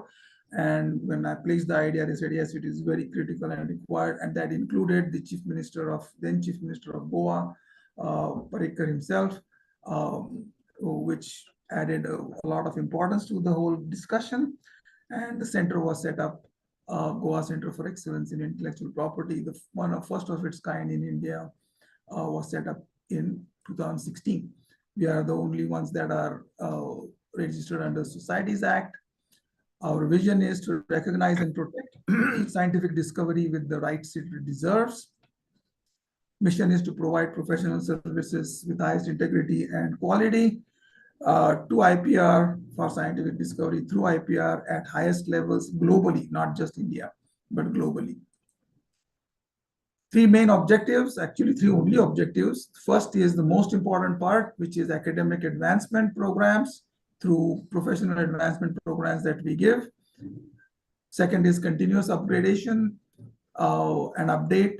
Every year we have an international conference on IPR where subject matter experts from the world physically come and do the presentations and give us in their lectures what is currently happening in the world. We just had our 8th international conference a couple of weeks ago in December 5th and 6th. Academic advancement programs, we have 6 courses in a series going from understanding basics all the way to looking into the future, including AI, so on and so forth. And then we provide IP services as well. Where we are, these are the courses. First is understanding of basics. Second is taking a research investigation to invention and securing a patent, how to draft a claim, taking invention to market and to commerce, role of IP, techno-legal considerations looking at worldwide scientist perspective, not just law. There is very little law. Protection of IPR strategies, challenges, solutions, and then looking beyond that. We do have a elective course, which in India it is known as value-added course, which is a 1-week program, Monday through Friday, which covers all of this in very brief, but at least you get the full picture of domain of IPR as opposed to just patenting, and now a little bit into taking it to market. In 2020, right at the end of COVID, we set up a campaign, a 5-year dedicated effort to enhance knowledge base and awareness of IP across the country to all scientific disciplines, with the sole objective to induce spirit of inquiry in translating theoretical science into innovative products, which is not discipline-based, so it is totally multidisciplinary, where we are going with it. So if you look at the journey over 2016 to 2023, our national outreach, just to take a brief glance at it. Last year, we launched our website. This gives us a platform to tell everyone what we are doing and what is happening or what will happen in the coming 3 years. It is updated almost every week. So please take a look at it. You'll come to know what our workings are.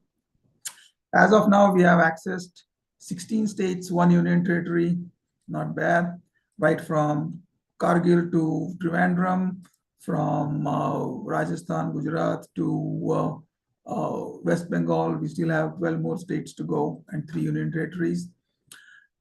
In last 2.5 years, we have given almost 145 presentations in different formats. Over 7 years, 8 years actually now, we have had at our conferences, we have had 39 international speakers, 46 national speakers. We have 19 national sponsors, 7 international sponsors, eminent personalities who graced us at our conferences. The Chief Minister, Department of Technical Education, Education Secretaries, VCs, Drug Controller, IS officers, R&D leaders, vice presidents, so on and so forth. Just to look at the number of institutions, we are already into 90 institutions that we have covered through our campaign. The second objective, which is constant upgradation or continuous upgradation. Every year during the conference, we have a research showcase presentation which provides a platform for researchers to present their work and then get it assessed for IP potential. Since 2017, over 250 presentations have come through, and we also reward every year with 3 most so-called significant IP potential presentations. So for 38 universities, 10 disciplines, 5 associations, over 150 presentations, we have reached over 15,000 stakeholders in the country. where we wish to be. Of course, we want to cover all of India as we continue our progress and growth over years. We need your support. We are ready to help. Thank you very much. Any questions? Thank you, sir. Thank you for wonderful session. Any question from audience?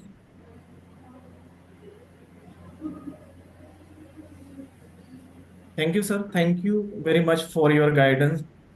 Guide us for AI and IPR. Sir has focused on challenges in IP filing for AI technology in his talk.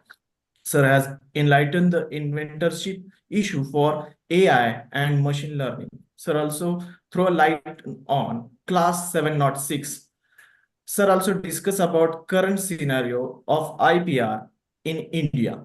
I hope the purpose of this session is fulfilled and successfully delivered to the targeted audience. Now, on the behalf of PDS Shed Govinda Raghunath Sable College of Pharmacy, Saswad, I would like to request Dr. Umesh Bankar sir to accept virtual certificate as a gratitude and token of love. Thank you so much.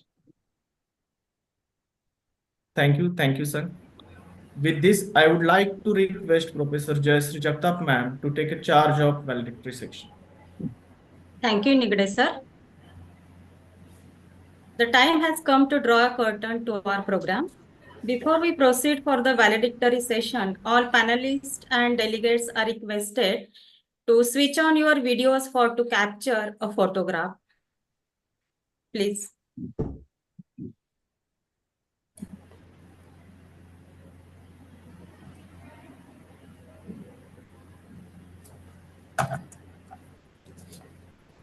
Hello. हाँ झालं बोलून माझं.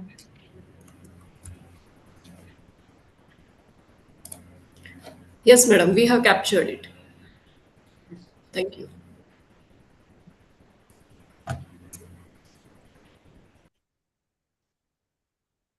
Thank you all.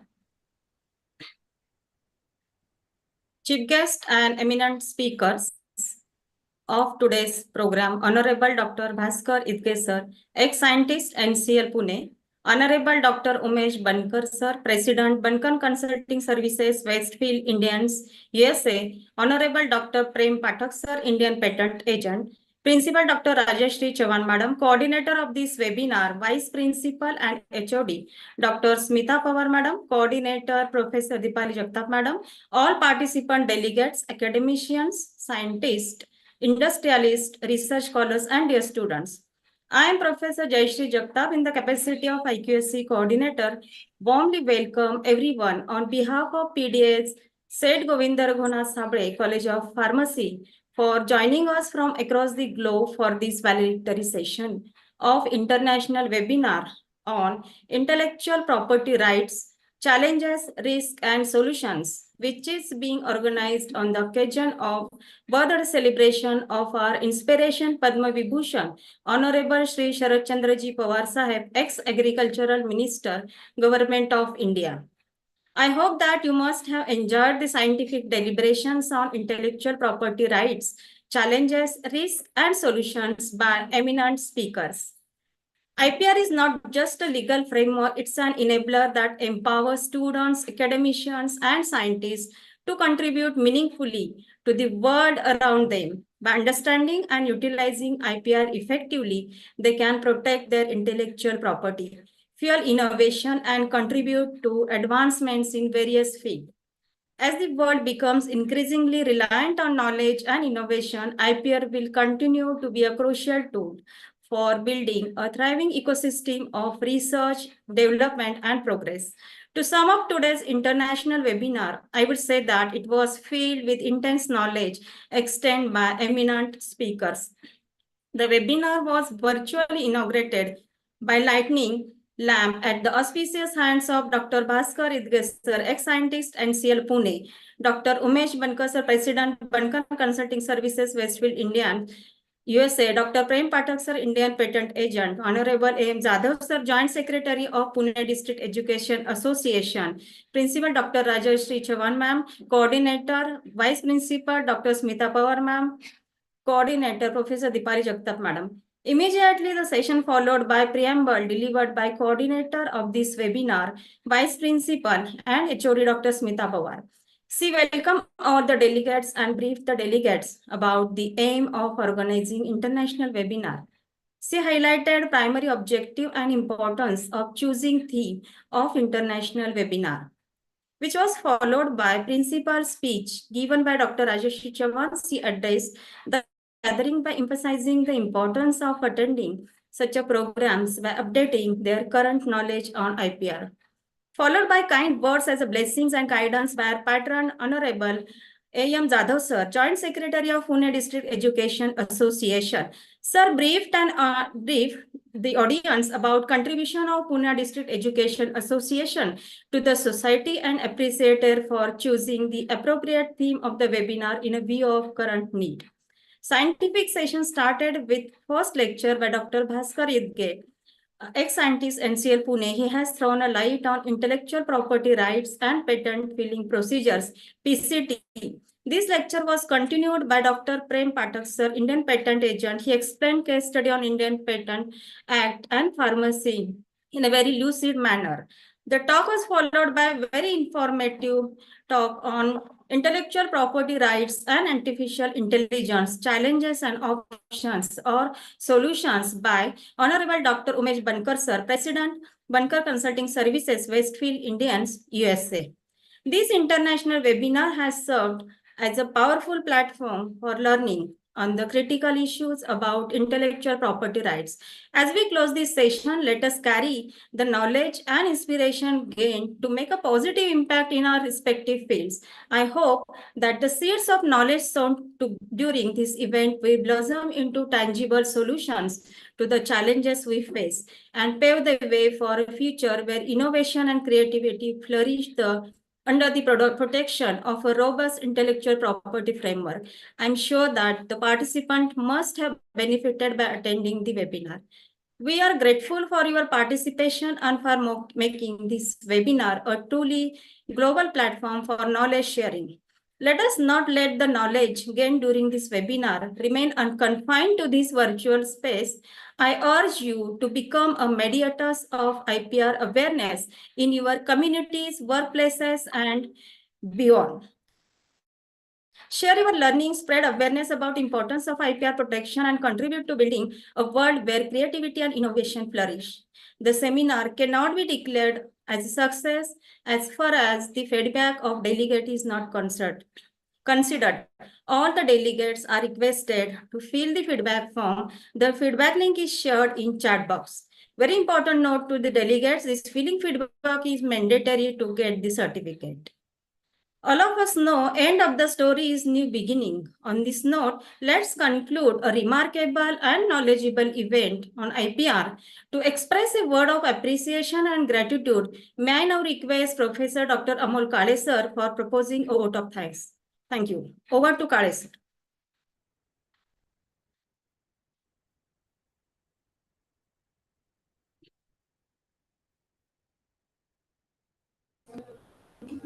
Kale sir. Hello. Hello. Yes, audible. Respected speakers and distinguished guest participants, ladies and gentlemen, as we draw the curtains on this enriched webinar on intellectual property rights, it's my privilege and honor to extend heartfelt gratitude to all those who have contributed to the success of these insightful sessions. First and foremost, a special thank to our esteemed speakers and panelists, Dr. Bhaskar Idge sir, Dr. Umesh Bankar sir, and Dr. Prem Pathak sir. Your expertise, valuable insights, and passion for the subject have truly enriched today's deliberations. Your willingness to share your knowledge and experience has been invaluable in shedding light on the intricate world of intellectual property rights. I extend our sincere appreciation to our participants and attendees from across the globe. Your active engagement and enthusiasm have been the driving force behind the interactive nature of this webinar. Your presence had made this event vibrant and impactful. We would like to express our sincere gratitude to our parent society for granting us permission and providing their invaluable support to conduct this webinar.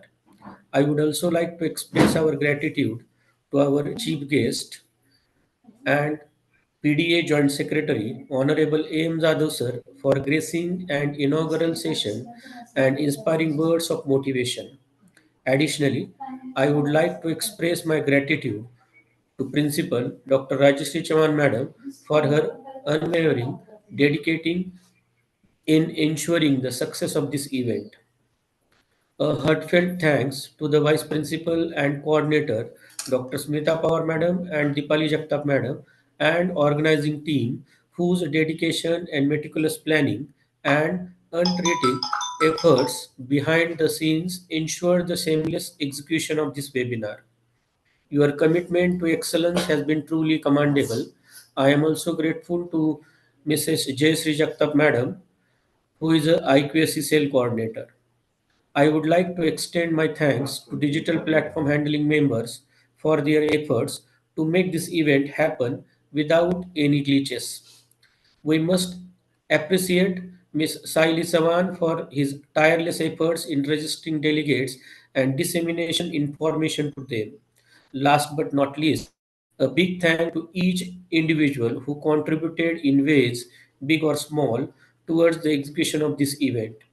As we conclude this enlightening session, let's carry forward the knowledge gained and insights shared today. Let's continue to champion the cause of intellectual property rights, fostering innovation, protecting creativity, and upholding the significance of individual assets. Once again, thank you all for your unwavering support, active participation, and contribution towards making this webinar a resounding success.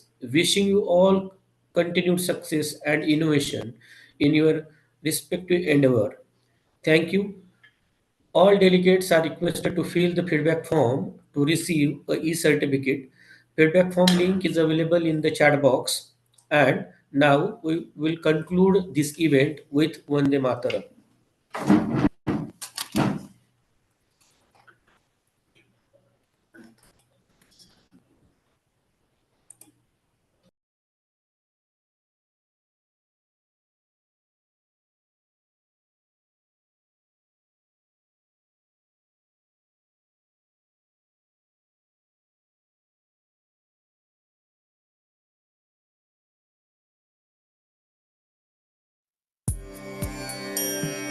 Vande Mataram Vande Mataram सुजला सुफला मलयज शीतला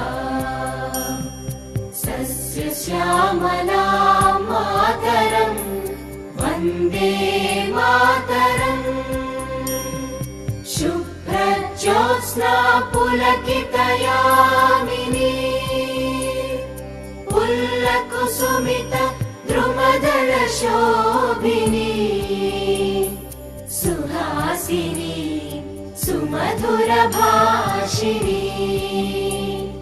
सुखदां वरदां मातरं Vande Mataram Vande Mataram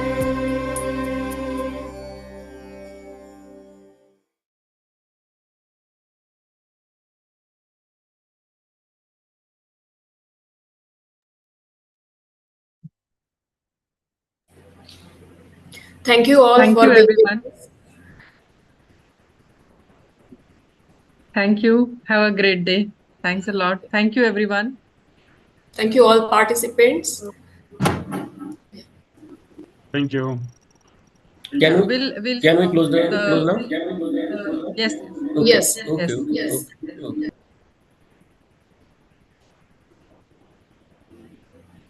Yadav.